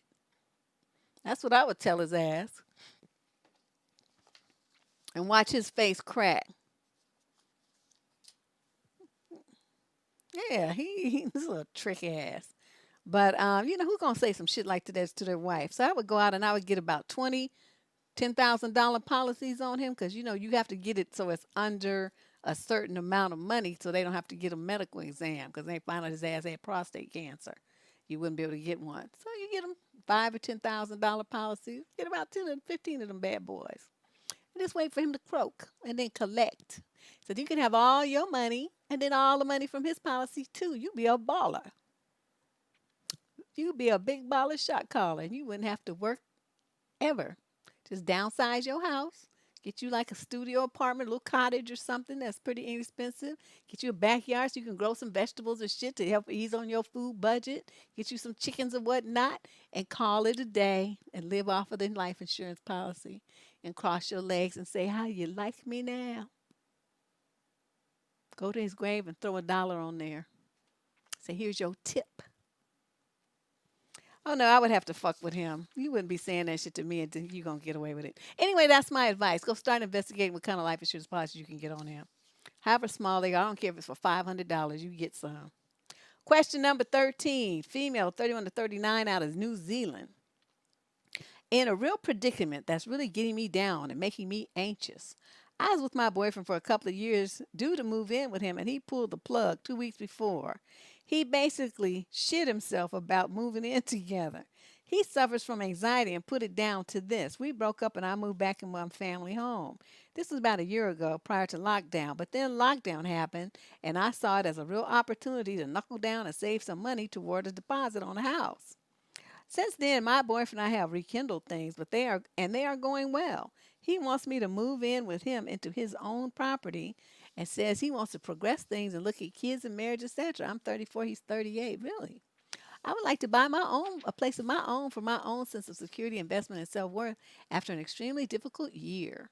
He thinks that if I go ahead and buy my own place to live instead of moving in with him, is indicative that I don't see the relationship progressing. I'm struggling to know what to do. Do I put off the house purchase and move into his house? Or do I buy my own place and potentially sabotage our relationship by denying us moving in together to do so? It all came to a head last night when he said he isn't sure what to do as he wants to progress things. Me to move in and start a family in due course. I would like to have the security of my own place, even if it means I'm potentially at his the majority of the time and I'm concerned if it doesn't work again, I'll be back in the same position of having to move out and find my feet again. Okay, first of all, you got a big fucking mouth. Why would you tell him that that's what you want to do? See, this is the thing about women. Y'all run your goddamn mouths and you talk too fucking much. All you had to do was go and buy it. You didn't have to tell him shit. You could have told him that you bought, it was your mama's house, your auntie's house, anybody's place. He didn't need to know all them details about what you buying with your money and you ain't married. That's none of his fucking business. Now, and I would ask him, so he don't see it as you as the relationship progressing, saying, well, did you think of it when our relationship was progressing when you were buying your own place? I don't see where that stopped you from us, because if you was really so concerned about the relationship progressing, wouldn't it have made more sense for you to wait and us buy a place together, right? As husband and wife with both of our names on it? But I don't see where you did that, but all of a sudden you don't want me to have something of my own. You want me to move in with you and help you pay for yours. Were you planning to get married, sir? Were you planning to put my name on the deed? See what he says. And it shouldn't even be a plan because clearly before you ever moved into that house, you should that should happen. Right? You go down there, notarize and stuff, sign, get all your name on everything. And then know he's being for real. But if you fall for this, you stupid. And I think you know that, and that's why you're hesitating. Because deep down inside, you know he's full of shit. He done bought this house, and then the notes is like kicking his ass. So he wants to, all of a sudden, he want to get, oh yeah, let's start a family, move in. So you can help him pay for that bitch ass house he bought. You say, oh no, no, no. I think since we were apart for a whole year, we really should spend some time, getting to know each other again. So, yes, I'm gonna go and buy this place and then we'll date. And if that's what you don't, if you that's not interesting to you, then we can just break up again. Either way. So it's either gonna be my way or the highway, sir. That's how it's gonna be. Yeah, he needs help. He ain't slick. See, that's why she wrote me. But he ain't that slick. Soon as she said that he suddenly want to get back together after a whole year, I already knew what this game was. He like, who can I chump into helping me pay for this bitch ass house, these bitch ass taxes, and all this stuff that comes with this bitch ass house. So that's what he did. So, they dangle that marriage and, living together and having kids shit in front of women all the time. And most of y'all will bite because that's your number one thing you want is to be somebody, recognized as somebody's, little appendage. But in this case, girlfriend, I'm going to just tell you bluntly, if you do this, you're stupid. Don't you pay no attention to what he's talking about. You do ask him, though, like I said, were you planning to put my name on the house? Were you planning to get married, or you just want to like live together and breed a bunch of kids and be a baby mama and baby daddy? What was your real plan? Or was the wedding date? Where's the ring? Where's the proposal? What you talking about, sir? You just want me to move in here and help you pay for your fucking house? I don't think so. So what you need to do is go ahead and buy your place like you was planning to do and tell him just what I told you. And then if he don't like it, tell him to kiss your ass and just go do what you gonna do. As soon as you buy the place, you probably have a neighbor that'll be looking at you like, hi. And you'd be like, oh, hi. What your name is? And then there you go. I wouldn't be bothered personally. We move on to question 14. We got 22 questions tonight. What the fuck Tuesday relationship advice live stream. Hopefully you are enjoying these crazy questions. Question 14. This is a young lady, 30 to 36, out of Milwaukee. Auntie, this is an I dodged a bullet story. Oh, okay. So not really a question, a story time. Okay, everybody, cross your legs, sip your wine. So I matched with this handsome guy online, and he was messaging a lot one afternoon asking to meet. It annoyed me to chat that way, so I gave him my Google phone number. to call me when he gets a chance. That chance came at 11 p.m. for him. Wait a minute. At night? Yeah, she said p.m. Rude, strike one. But I answered, if only to tell him not to call that late. He began asking me to come over to his house for a first date at 11 o'clock at night. Strike two. I told him no. What are you looking for? A booty call? I'm not meeting some guy from the internet for the first time at his house. He went on to say, I forgot women think all men are murderers.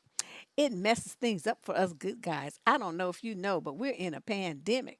Well, when you want to ask me on a real date, let me know, I said. He asked for a date on Tuesday, but after talking about getting tacos, he circled back to still trying to have a first date at his house. Strike three. I got off the phone with his boundary pushing fool and blocked him on everything. Good job. The next morning, I got a text You from that guy you talked to on dating apps is a lying whore. What? That guy that you talked to on dating apps is a lying whore. I got the woman to call me to entertain myself. She was his ex-girlfriend. She checks his account periodically to warn new girls not to get involved with him and openly admits that she's crazy. We chatted for an hour as she told me several horror stories about him. She said that getting girls to come to his house is his thing, that she has been a victim that met him at the beginning of the pandemic. They met in the park near his home, drank, and she ended up at his place. He asked her if she remembered sleeping with him, and it was foggy for her. What's worse is she continued to date him, and eventually he moved into her house. He cheated, verbally abused, and lied to her before she kicked him out. I told her he was just putting her down to make himself feel better, and we agreed he's a narc. She was happy she called me. I encourage her to dump any guy that pushes her boundaries or tries to coerce her to do anything that she doesn't want to do. She said she tries to give people a benefit of the doubt. I simply replied, don't. As I told her, speaking to her reinforced that my narcissist radar/intuition is spot on. Thanks for all you do, Deb. Keep teaching. I know sometimes it feels like you are saying the same things over and over, but keep going. Love you. Aw. And she's right. I have been feeling like that lately. Yeah, she openly admits that she's crazy. Now, see, that would have had me falling out. Good. I mean, I'm just like I'm very impressed with you. The only thing I would, have recommended that you do slightly different, but maybe you wouldn't have found out all this dirt. Because me, I don't answer my phone after 10 p.m. And if I look at the caller ID and I don't know who, you don't pop up with a name that's a friend or family member, I don't answer it. They just go to the voicemail. That's the beauty of Google. Or you could just, you could have those like canned responses thing. You just press the button and you send them one of those. And then you can make custom ones. I don't answer to my phone after 10 o'clock. I don't answer, I don't do booty calls. Stop calling me after 10 o'clock. Whatever you want to make it say. And then trying to get somebody to come to his house so he can spike your drink and do all that fancy stuff. Mm-mm. Well, anyway, good job getting rid of a dust mite. Good job. Question 15, female, 22 to 30 from Perth, Australia. Deb, oh my God. Okay, what is all this with people screaming my name at the front of the letter? Yeah, she give a good job? Um, my fiance is a sleepwalker and it is flipping me out. The first time he sleptwalked, I was shitting bricks. We finished having eggplant and fell asleep. At 2 a.m., I woke up to him talking with his eyes wide open, looking into the distance. Ah, see, now, this would be one of them things like, how they always show them horror movies where they show, you know, people running and falling down and stuff, and then they stay in the location where the monster is. They stay in the house. They still deal with it. They stand there and they say, "What's that sound? What's that noise? Why is somebody bleeding over there in the corner?" And they, instead of leaving, see, like in real life, like the black folks, we already gone. So the rest of the movie's made without us. That's why you don't see too many black people in horror movies. Because we leave. As soon as funky shit starts going on, we be up the fuck out. That be the white folks. What's happening? Why is that person screaming as they move towards the screams? Whereas the black people are like, I hear some bitch screaming. And they go the other way. So see, the sleepwalking thing, waking up, seeing somebody looking at you like, and they spawn, but their eyes is bucked open. See, nah. I couldn't do that. I could not do that. I would be so out, and I'd be on and you had lighting up my YouTube channel talking about y'all. We have to have like a pop up, and I would be. It would be 2 o'clock in the morning. I would not give a damn, and I would be on here telling y'all all about it and acting it out and showing you how I ran, how fast I moved, and how I went streamed on past Usain Bolt and Flojo and all of them. That's how fast I was running. I would be off. No, I could not. Okay, let me finish reading this. See, I done went all around the world. She in Perth, Australia, and I over here making fun of her story. I'm on the first couple of sentences. Okay, I thought it was okay. I wasn't too knowledgeable about sleepwalkers and talkers, and I was very confused. I thought sleepwalking only happened to children.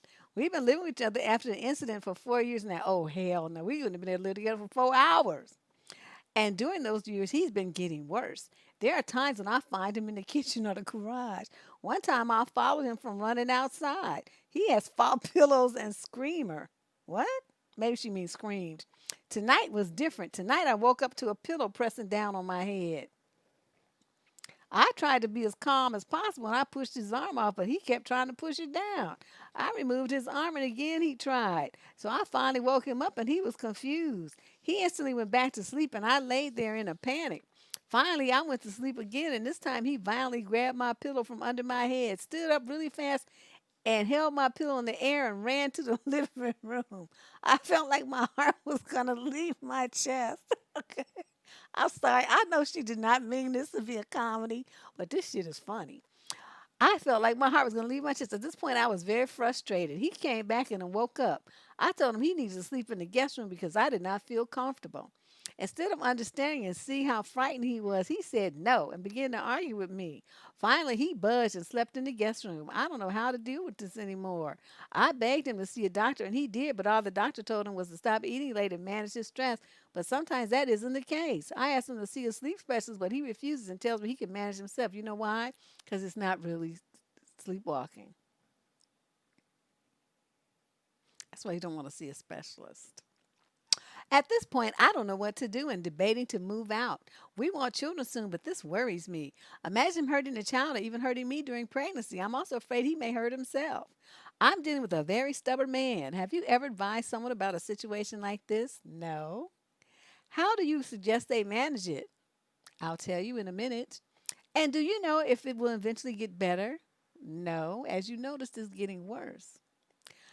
And I'm going to say this, but see, somebody who is truly concerned about this problem and is that fact that it's turning violent, that is very high risk to himself and others, would break his neck getting to a sleep specialist or any other kind of specialist in that particular field to make sure that he got treatment and got the problem resolved. But since he's not doing it, that makes me very highly suspicious that this is not really what's going on at all. That this is a fraud being perpetrated on you so he can kill you and get away with it. So what I'm going to suggest is that and you also got to figure if he's got this kind of problem, see, this is that stupid motherfucker gene shit coming around. You going to have a kid, you going to have some kids, teenage boys and a crazy husband walking around the house sleepwalking trying to kill you. You're going to have 3 or 4 zombie looking motherfuckers walking around trying to kill you with pillows and knives and shit. And you just going to stay in the house and think that this is okay? See, now I have to look at you sideways. Like, what you thinking?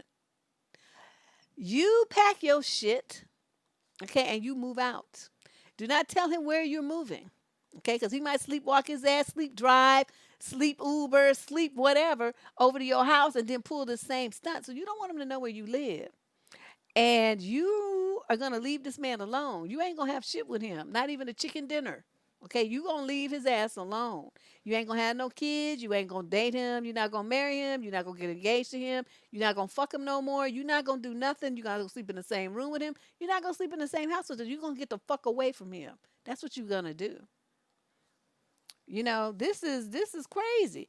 And I'm saying, see, you're not thinking of this right. You're saying, well, he's stubborn. No, he's not stubborn. He's setting you up. There's no way. If a man was truly horrified about his behavior and the fact that the woman he loved was almost killed by him in his sleep, he would run to the doctor. He would run and see 5 doctors. He would be seeing everybody. Okay? As fast as he could make appointments, because it would be a priority to him that he not hurt you. But you notice he's not doing that. So that ought to tell you everything that you need to know about this motherfucker right here. That's what I'm saying. I'm highly suspicious that this is a setup. Because this is not a normal response to a man who really loves a woman and cares about her welfare. Okay? This is some bullshit right here. So you need to understand what's going on and get the fuck away from him. Man, but you know what I mean? Like, I done told you I have weapons all over my house. Put a pillow on my head if you want to. I'm going to put a knife in your jugular vein. And then you're going to wake up and be bleeding everywhere. And like, oh my God, what happened? Well, you tried to sleep choke me and smother me, and so I sleep stabbed you. Because I was asleep too. I don't know what happened. What happened? All I know is I woke up and you was bleeding. And I was sitting up there confused because I just woke up too.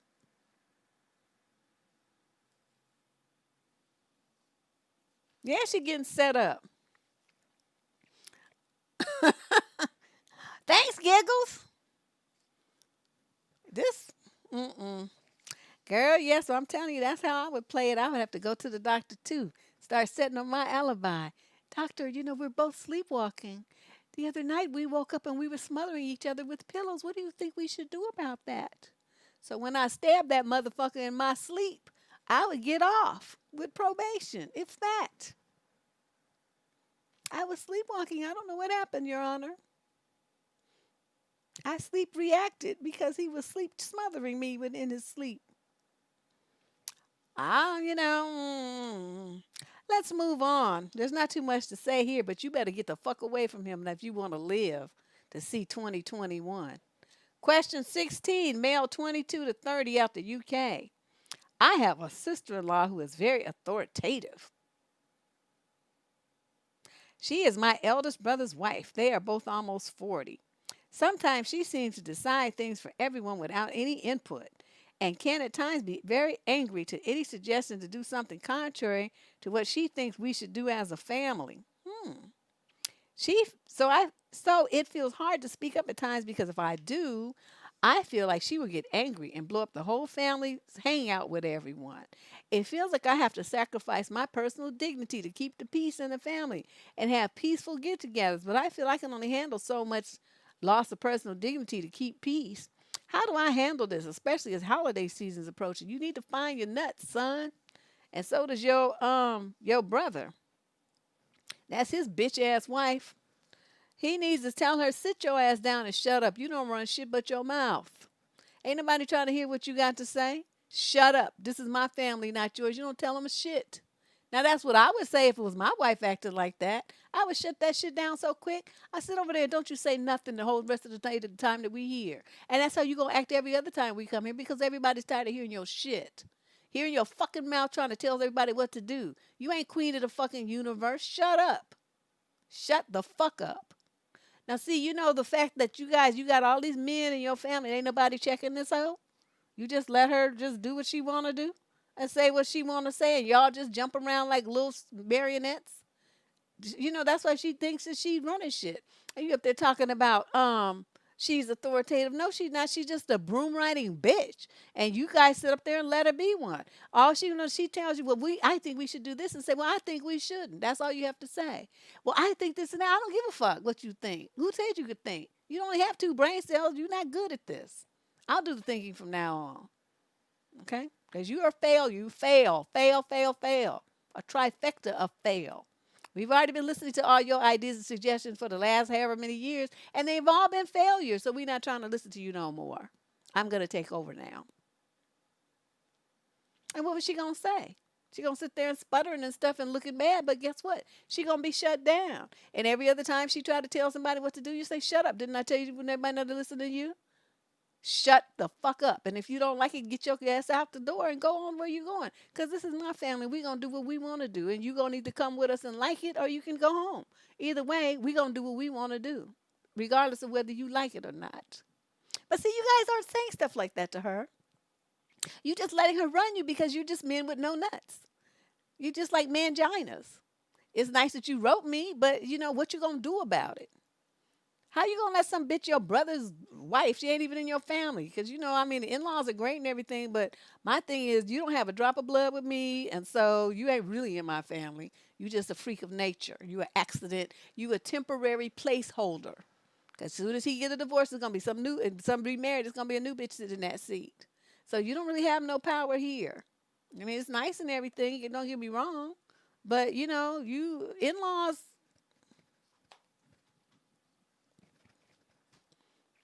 Yeah, that's what I would say. And then I would just look at her, cause I haven't met the person who's gonna yet that's gonna tell me what to do. If I don't want to do it, you think you're gonna tell me what to do and I'm gonna do it? No, no, I didn't do what my own parents wanted me to do. Why the fuck do you think I should do what you want me to do? Who the fuck is you? So, you know, I don't understand men like this. I'm a woman and I would respond that way to some bitch trying to tell me something. So I don't know what you doing, dude. I don't know. I mean, I understand you young. You're only in the 22 to 30 age group, and they're both almost 40, so they're way older than you, obviously. But I'm telling you, as a young man, you need to find your voice, and you need to do it now. Or you're going to be in a situation, you're going to be at work, you're going to have a girlfriend, you're going to have a wife, and she's going to be running you just like, you know, just like this broad is running her husband and your whole damn family. None of y'all have no nuts. This is disturbing.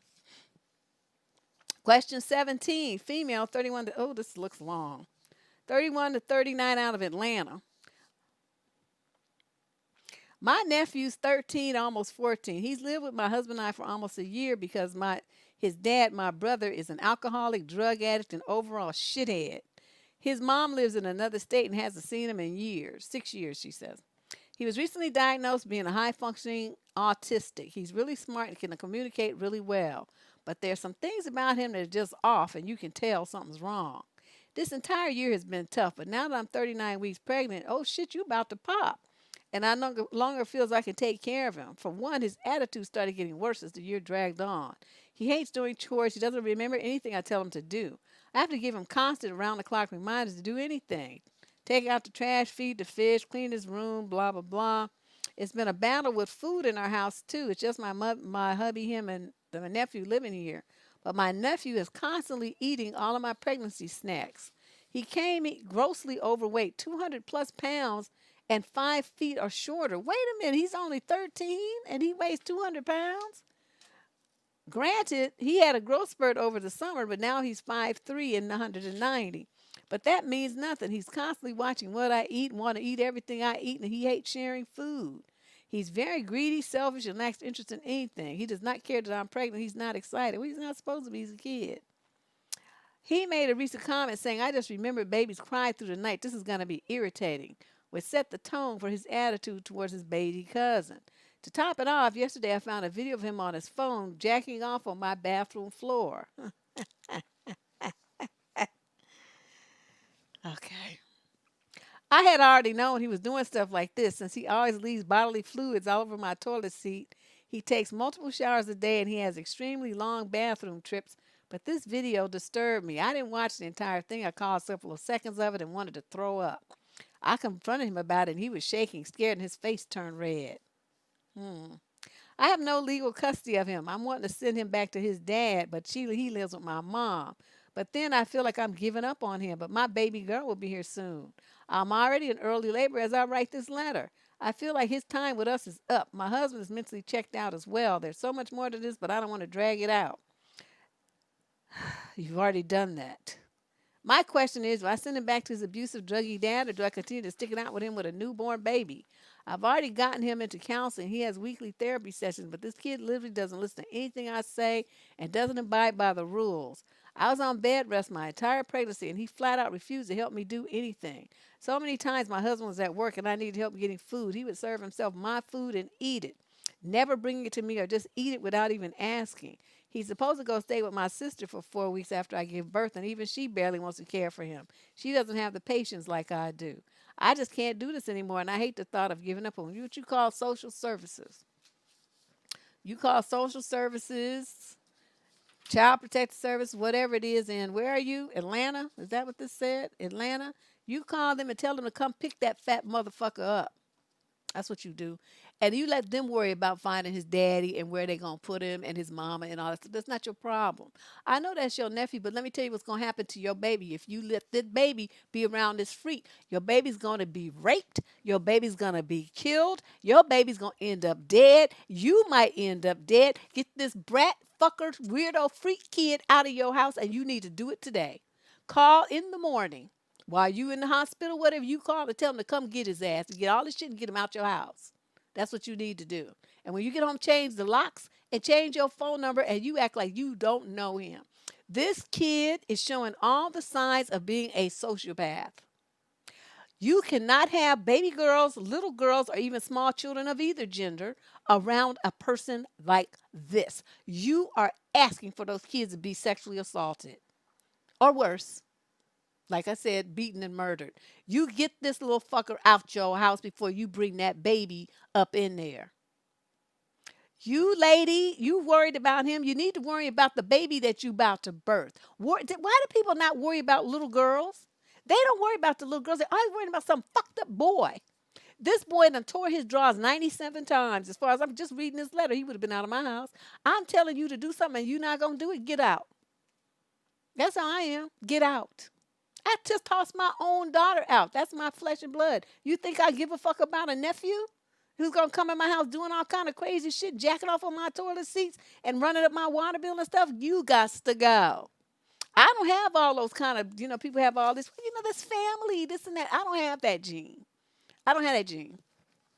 And I'm telling you, doing something, I have an innocent baby that I need to protect. And you talking about, oh, that's going to be irritating. No, what's irritating is you little fat fuck.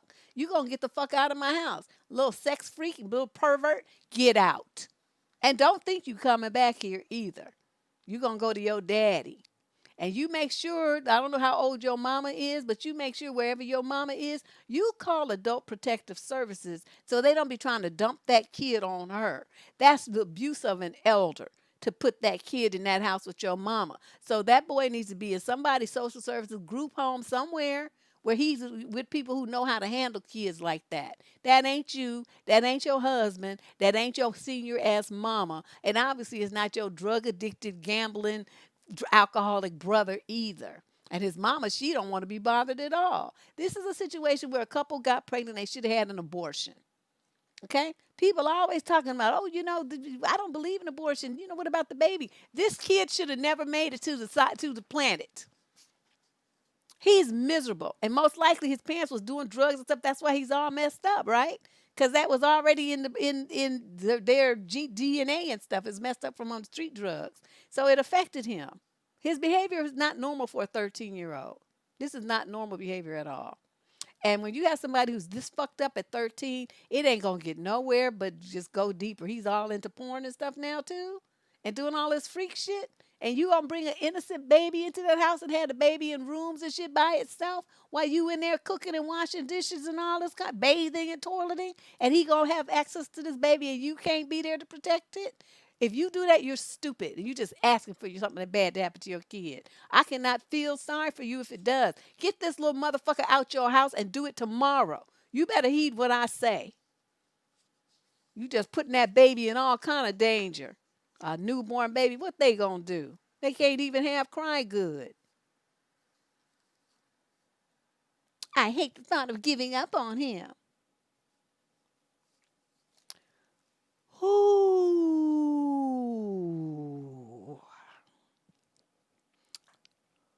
And your sister. If I was your sister, you wouldn't be coming staying with me. I'd be like, you better, okay, yeah, send him on over here. And the CPS would be waiting for him at my house when his ass got off the bus, the train, plane, whatever he was doing. You dropped him off, your husband dropped him off, whatever. CPS would be right there to take him away because he ain't staying in my house. He not influencing my kids, not doing that. You better think about your baby girl. This is some bullshit right here. worrying about his fucking ass. And she was on bed rest. So that means she can't even fucking defend herself against some giant 200-pound teenage boy. This is just a bad situation. Your husband's a bitch too. He's supposed to say, I don't give a fuck. Yo, you ain't staying here. Get the fuck out of my house. He's supposed to throw that boy out, not listen to your dumb ass. What is all these men? Remember that word I was telling y'all, milk toast? These dudes are milk toast motherfuckers if I've ever seen one. You gonna let somebody come in your house and run your wife like that and treat your wife like that and you don't do nothing. I'd get a fucking divorce. I just don't. These men tonight, they got problems. Question number 18, female 40 to 49 from San Jose. I admit I'm a person who always likes to please and avoid any type of controversy. My boyfriend of 15 months is very loving, but he can be very intrusive too and has a tendency not to be sensitive to the needs of others sometimes. Now to the issue. I told him I needed this past weekend alone with my child who was visiting from far away for only a week. Since I told him, he has been avoiding me to some extent by not calling me almost at all. He usually calls twice a day, so I've been calling him, and he's quite short on the phone. As it turns out, he's been sick since Friday, so I video called him yesterday hoping to make him feel better. Once again, he was quite short. While I understand he may not be feeling well, when I called him today, he just wasn't himself again. It's like he is jealous or mad that I asked him not to visit this weekend.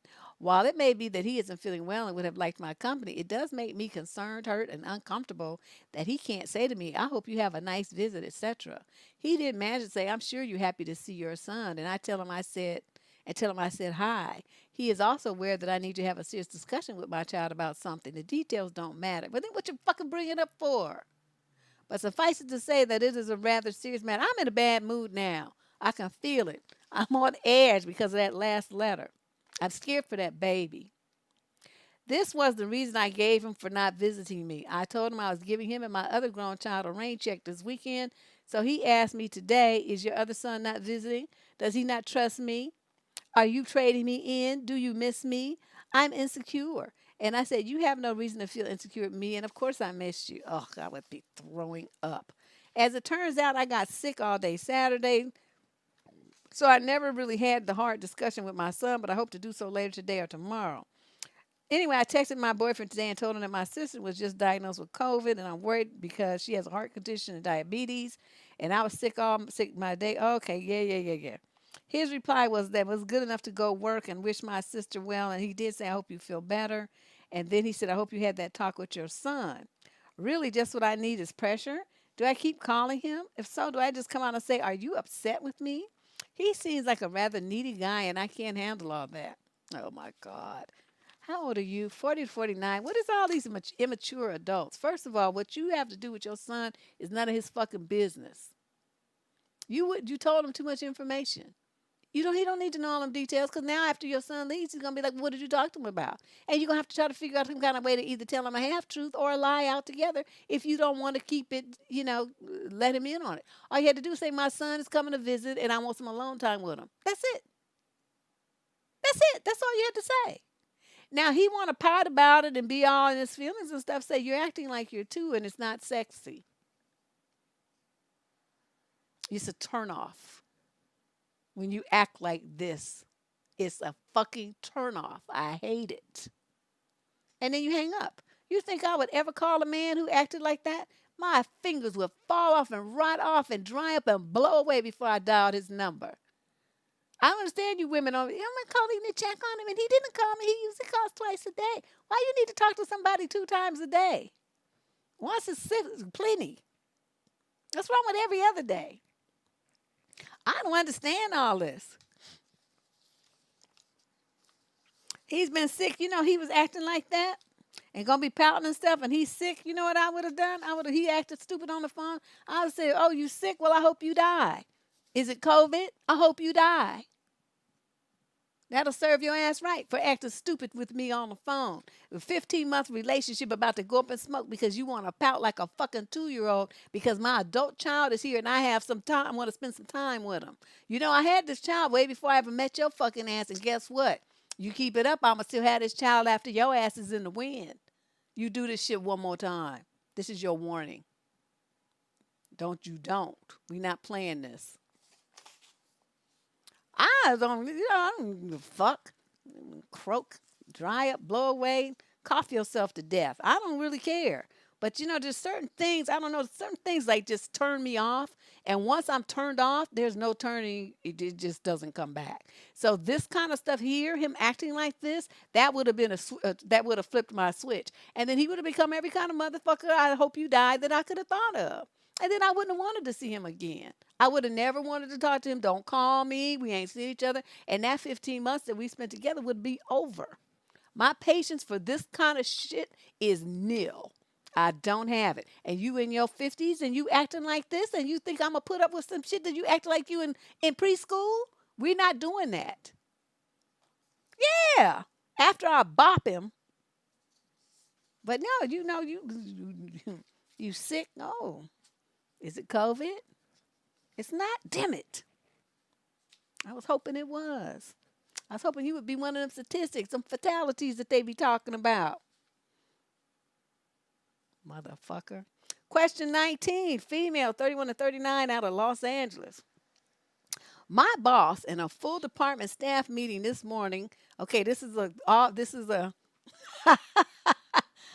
is a question about work. My boss in a full department staff meeting this morning congratulated a coworker on their achievements and in the process thanked them for allowing me, specifically called me out by name, to, quote, ride on their coattails. Oh, really? We published a scientific paper together last year with several others. They were the lead author. This old battle axe is 60 years old and should know better. I'm unsure if my boss's intent was to be unpleasant, but I am embarrassed, offended, and upset that she implied that I did not do any of the work for that project or otherwise mooching off of the success of a coworker, especially in front of my colleagues. I'm unsure how to confront my boss without being disagreeable, but I generally don't think I can let this go. Is an email an inappropriate way to communicate this, and would it be childish to include something along the lines of not wanting to address this publicly in the staff meeting? Should I just let it go and hold on an internal grudge? I am bad at the, quote, pick your battles, especially when I am upset. For some background, this supervisor also often brings up private conversations in group meetings. So I can imagine her making a big deal out of this in front of everyone at our next meeting and over-explaining of how, of course, she didn't mean it like that. I seriously need help figuring out how to handle this. This is, thank you. This is, she's funny. This is one of those situations in a recent video. I think it was the one on the gaslighting thing. And I referenced the two types of personalities that there are. There are people who process information and come up with responses, sort through their feelings, and find the words within seconds. And there are those who have to explore their feelings. They're going to go over it time and time and time again and then try to figure out what they should do about it. Okay, but see, unfortunately, in a situation like this, you have to respond immediately. Otherwise, the moment is lost. The only way that you can redeem yourself after the fact is wait until the next staff meeting when everybody's there and then pick up where she left off and say something like, whatever, bitch, at the last meeting, you said this and that and quote her and said, your implication was that I didn't do any work and that I was some kind of shyster person, not holding up my end of the bargain. I want to tell you that remark was extremely offensive. It was unprofessional. And don't you ever talk about me like that in front of anybody or even privately ever again. Don't you dare do that to me. And she's going to be shocked, and so is everyone else. But see, that's what I would have told her. Now, in that moment, when she was saying some shit like that, riding on their coattails, I'm like, what? What did you say? Repeat that bullshit that you just said so she could say it again. And then I said, okay, so I did this and that, and this and that, and blah, blah, blah. But that's riding on somebody's coattails. No, the one who rode on the coattails is you. All you are is a supervisor. You didn't do any work. You just want to put your name on something because you showed up and managed. You didn't do no actual work. So if anybody's riding the coattail around here, it's you. But this, what you just said, don't you talk to me like that. Don't you dare try to imply that what I do is unimportant and not a contributor, did not contribute to this team. I don't know what kind of shit you trying to pull, lady, but you need to stop. Okay, and that's me, and I'm gonna say shit and fuck and hell and all kind of stuff right there. I don't give a fuck. She's lucky I don't become like bitch and hoe. I would stop there though, because I'm, maintaining my. But I'm gonna definitely say shit and hell and all this kind of stuff. Those are words that are in the dictionary. But it's like you're not gonna talk to me like that. I don't know what you're trying to imply here, and calling me by name and stuff. No, we're not doing that. You talk about what you know. Don't have me looking up some stuff and talking about your ancient ass, crunchy bitch. You usually don't like to talk about people's age, especially since I'm old myself. But I will do it in a minute if I have to, especially you doing some bullshit like this. I'm going to talk about you. She called her a battle axe. But you don't be embarrassed about stuff like that. And I mean, you would, of course, you would be like, what? I know this bitch didn't. I don't know if I call that offended, though. I don't get offended. I get even. So it's like, all these feelings you have, you embarrassed. So I don't get embarrassed. And if I ever was felt embarrassed, which is a foreign feeling to me, if anybody's going to be embarrassed around here, it's going to be you. Because I'm a clown your ass. I'm going to put on my red nose and my white makeup and my wig. And I'm going to go to town like we at Ringling Brothers. I'm a clown you. And she would never say no shit like that about me or anybody else. Because she would be too afraid, especially if I'm standing in the room, that I would say something. You gotta watch these types, these bitch ass bitches. Oh, I can't stand people like this. They always gonna try to put on some kind of show in front of people, try to get some little brownie points for trying to embarrass somebody. That's the best you could do. Come on with it. You want to talk? If you want to play the dozens, let's go. Let me start. Question number 20, male 22 to 30 in Florida. Hey, Deb and the ladies, I want to get your opinion on something. My wife and I are both in our 20s.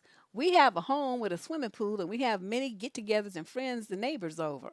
Many of them are friends of our boarder, who is 55, and most of his friends are in their 50s and even 60s. And you guys are in your 20s? When the guests tend to be mostly male, my wife wears a thong bikini or revealing clothing like tiny shorts or tight shirts with no bra. She does have breast implants and nipple piercings, which make it even more revealing. Sometimes she'll already have guests over when I get home. Oh my God, this is a nightmare. I'm an accountant and often work late, so not getting home until 7 or so. She works part time as a bartender. Just so you know, her attire has changed over the years. She did not have fake boobs or piercings when we got married. I brought up her tops and blouses one time, and she said I was being controlling. We never really had parties and guests over before either. It seemed like she got more social and outgoing now that we have this boarder.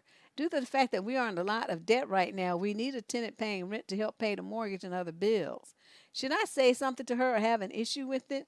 I don't know. I guess I need to be honest and tell you that she did admit to letting guys, including our roommate, feel her tits on occasion when I wasn't present.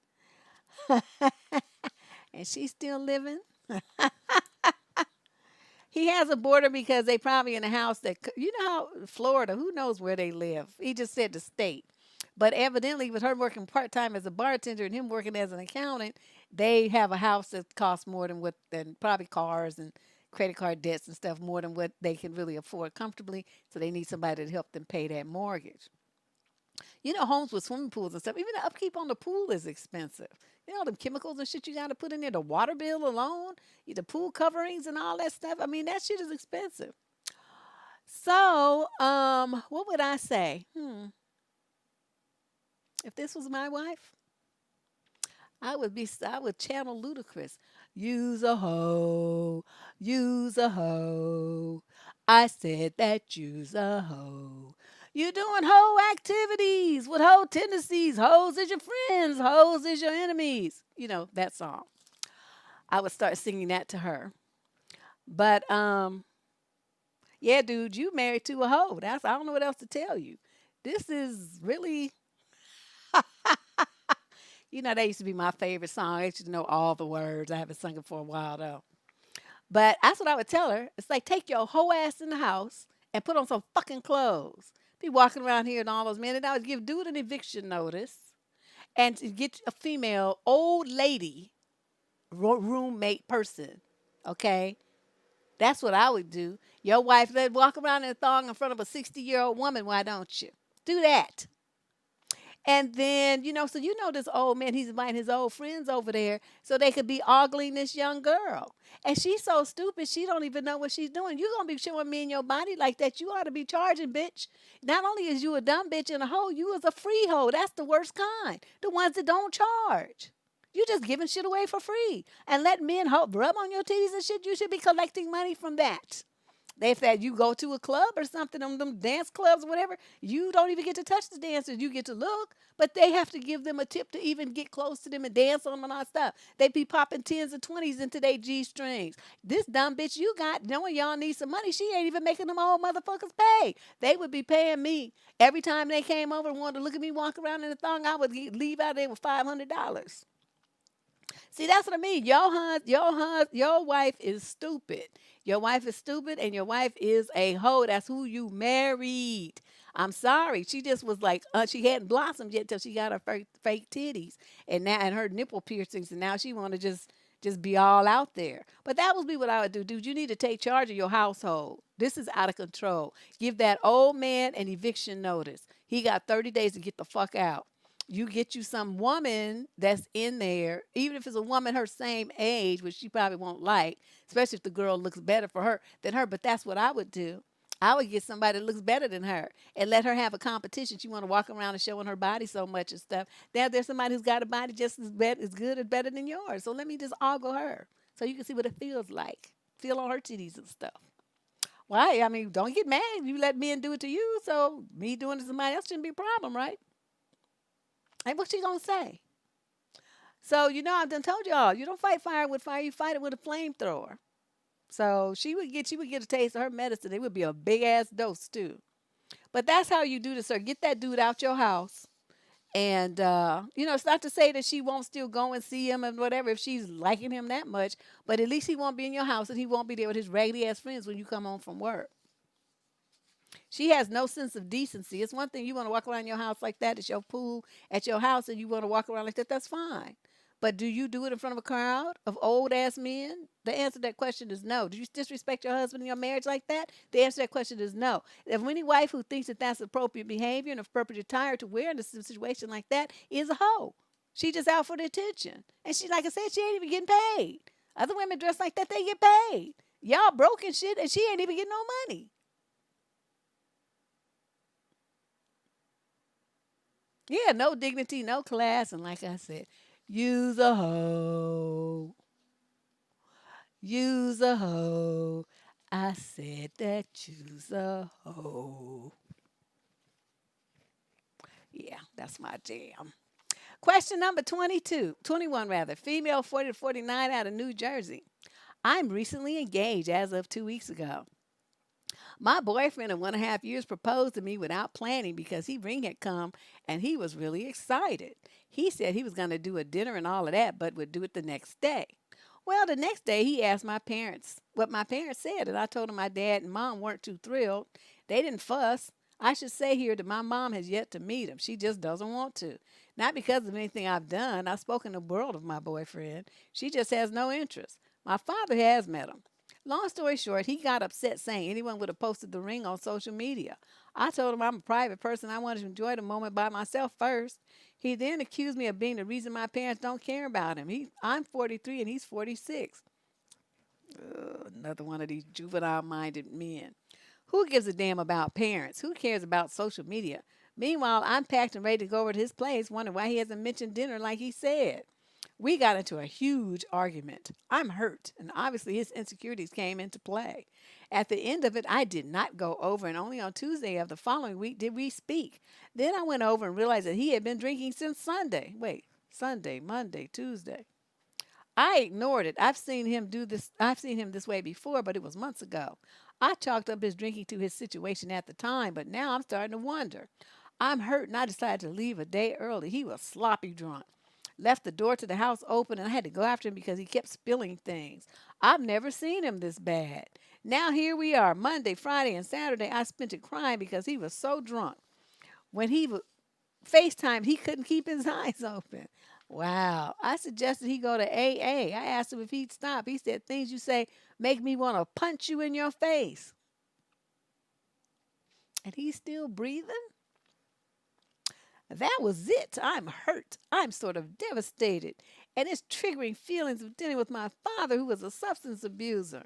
I explained to him the amount of pain he's caused. That the last time he went on a week long binge, I promised I'd leave. But I don't want to. I feel for him. He's all alone. His life has finally picked up and he's doing amazingly well. He apologized on Saturday when he started to come to, but by Sunday, he ignored me the entire day, leaving my messages on read.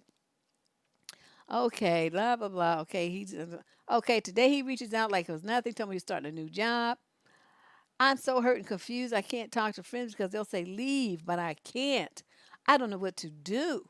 Am I dealing with an alcoholic? What you think? Who does that? Who's not an alcoholic? I should say he also stayed home all week, even though he could have been doing his Uber job to save money for when his real job pays him. We all know new jobs can take a few weeks to finally get that first paycheck. He pawned his necklace to get by and spent who knows how much of it on liquor. When I was there, I snuck a few bottles out. It hurts to even see myself in this position. What the fuck are you doing? What are you doing? This the best you could do? Because somebody gave you a ring, you done lost your fucking mind now. You just gonna take the dregs of society, the scrapings from the bottom of a liquor bottle, and you gonna try to make that into a husband. That's why your mother don't want to meet him, because she know he a waste of human life form.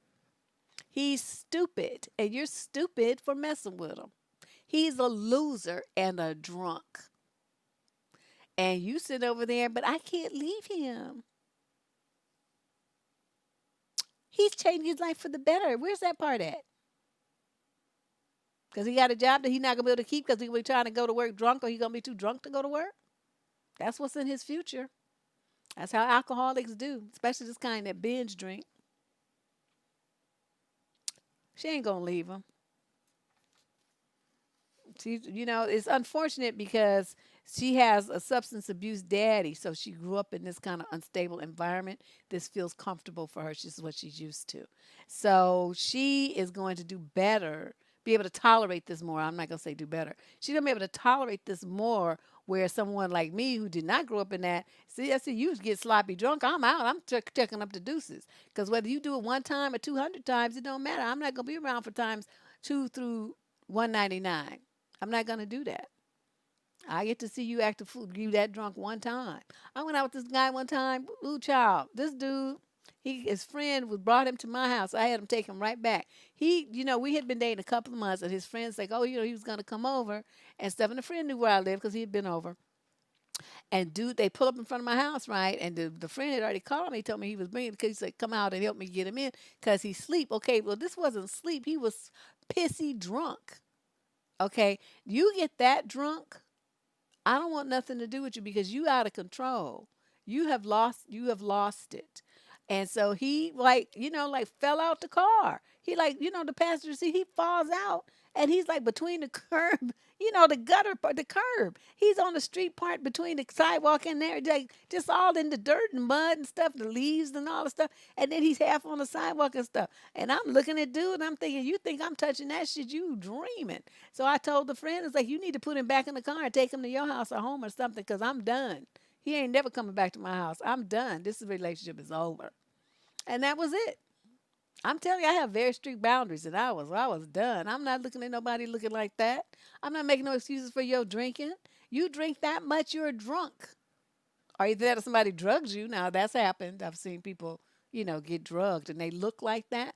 But they was talking about how he is drinking all night. Who does that? Mm-mm. But see, that's the thing they want to talk about. They always focus on the fact that they are engaged. That means a lot to these women. But I'm engaged. I can't leave him. I'll be like, you could take this little piece of ring and you can shove this up your ass. And I'm out. And the final question of today, question number 22. 22 of What the Fuck Tuesday of whatever today is, November 17th.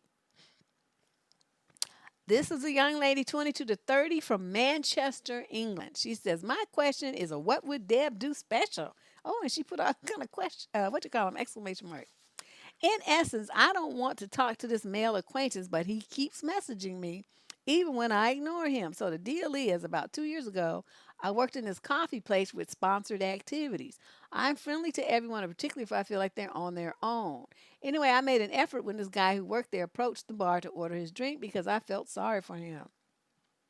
At the time, I had a boyfriend. I wouldn't dream of flirting with anyone whilst in a relationship. I always mentioned my boyfriend. He always asked about him. He must have heard that we split because he started liking all my pics on Instagram. When I was on Hinge, he messaged me saying, "Fancy seeing you here," which I ignored. And this looks like, oh, a winky face, which I ignored to send the message that I was not interested. Since then, about a year ago, he continues to like my pictures and message me all the time with comments like, "We should meet up," or "Did I see you running in the park today?" Clearly a made up thing to start a conversation. I've never opened these messages, about 10 of them, and I don't know how to make it any clearer. I don't want to speak to him. I feel like he feels entitled to a reply, like he feels entitled to it. And I feel like I can't just say I'm sorry, I'm not interested because he's just making chat, not being overly flirty. It's making me feel really mean, but it's also making me feel so uncomfortable and sad. Why are you having all these emotions? Just tell him to fuck off. Say, why do you keep texting me? I'm not interested in you. And we are not friends. Stop texting me. That's what you do. So you haven't said that. You haven't said those words. Well, he should understand. Well, I'm not responding. You're doing that on passive shit. Men don't understand passive. When women are passive, they see you as weak. And they're going to keep hammering you until you break down and give them what they want. Because you don't have a fucking spine. You have not told this guy not one thing that would indicate that you're not interested and you don't want him to do what he's doing. You haven't said those words not one time. But you magically expect him to stop just because you don't respond to him? That's being very weak and passive.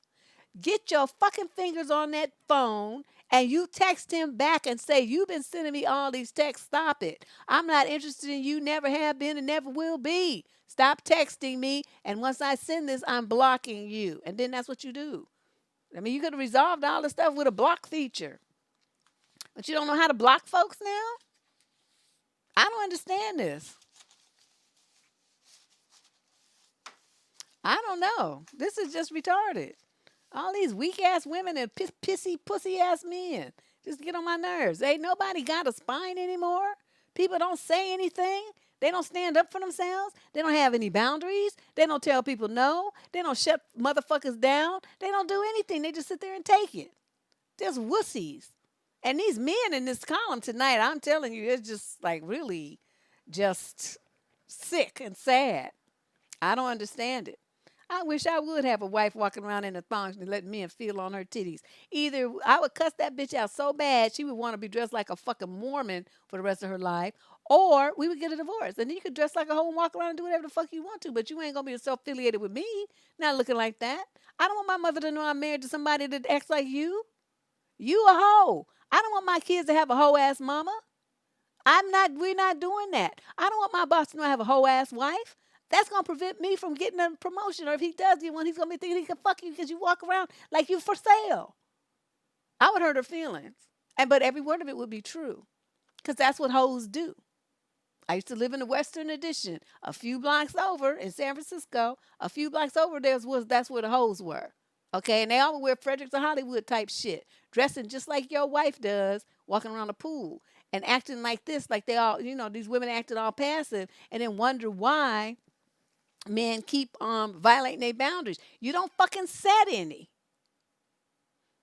Okay, so now I want to tell you guys too. I put out the call. I've been getting some very interesting referrals for guests for February. A couple of them, really, I don't know, they kind of missed the mark. But there were a few that came through that were really, really good. So I'm going to work on setting them up. One of the dudes is in the UK, so that's going to be off time because it's an 8-hour time difference. So I got to figure out how to swing that so it's going to be probably like 1 in the afternoon our time because then it'll be like 9 o'clock on their time, p.m. So we're going to do it that way. But yeah, he's really got a really good message, and plus I can't wait to hear his little accent. It's so cute. But this was really kind of disturbing. There's some very disturbing letters tonight. People are really getting into some really serious situations. I don't understand that it's the impact of COVID is impacting people's sensibilities and their ability to make sound and sane decisions. I'm not really sure what to blame that on, but I want you ladies to do better. If you are having any kind of concerns at all about setting boundaries, you don't know how to say no, you don't know how to stand up for yourself, you need to go through a lot of these videos on the channel. Start with do a search for self-esteem, boundaries, that kind of thing, and all the videos with those keywords in it will pop up. And please look at them, take notes, and start changing your life. You have got to get your shit together. You cannot be letting people run over you like this. And just, from bosses to boyfriends to your own relatives, siblings, and your in-laws, everybody just running over these people, steamrolling them, telling them all kind of crazy shit. You need to stand up for yourself and check these motherfuckers. You don't be letting them do that. Well, you shut up, the Philly. They probably were, but I'm going to attribute to that because a lot of people, they've lost their social contacts. So a lot of reinforcements they would be getting, yeah, you need to tell them this. They're not getting that because they're not being around people. You see what I mean? So these erroneous types of belief systems and behaviors are going unchecked. Their friends not checking them, their families not checking them because they're not really around these people because of COVID. So they just running on their own steam and just going in circles and acting stupid.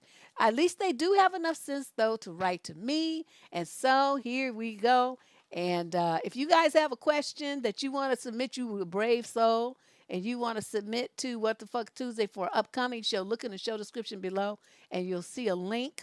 Just click it and fill out the form. There's another, you can submit it on survivingdating.com. You can submit it right up here in the YouTube channel. There's like a little green button that says "Get Advice." Click that. It takes you to the same form. And I also have another form on Reddit where some people have submitted. I could tell they're copying and pasting their questions because of the format, and they're submitting their questions that way too. So either way, so there's like three ways that you can submit your questions to What the Fuck Tuesday and get them to me and my cousin Candace in time for the show.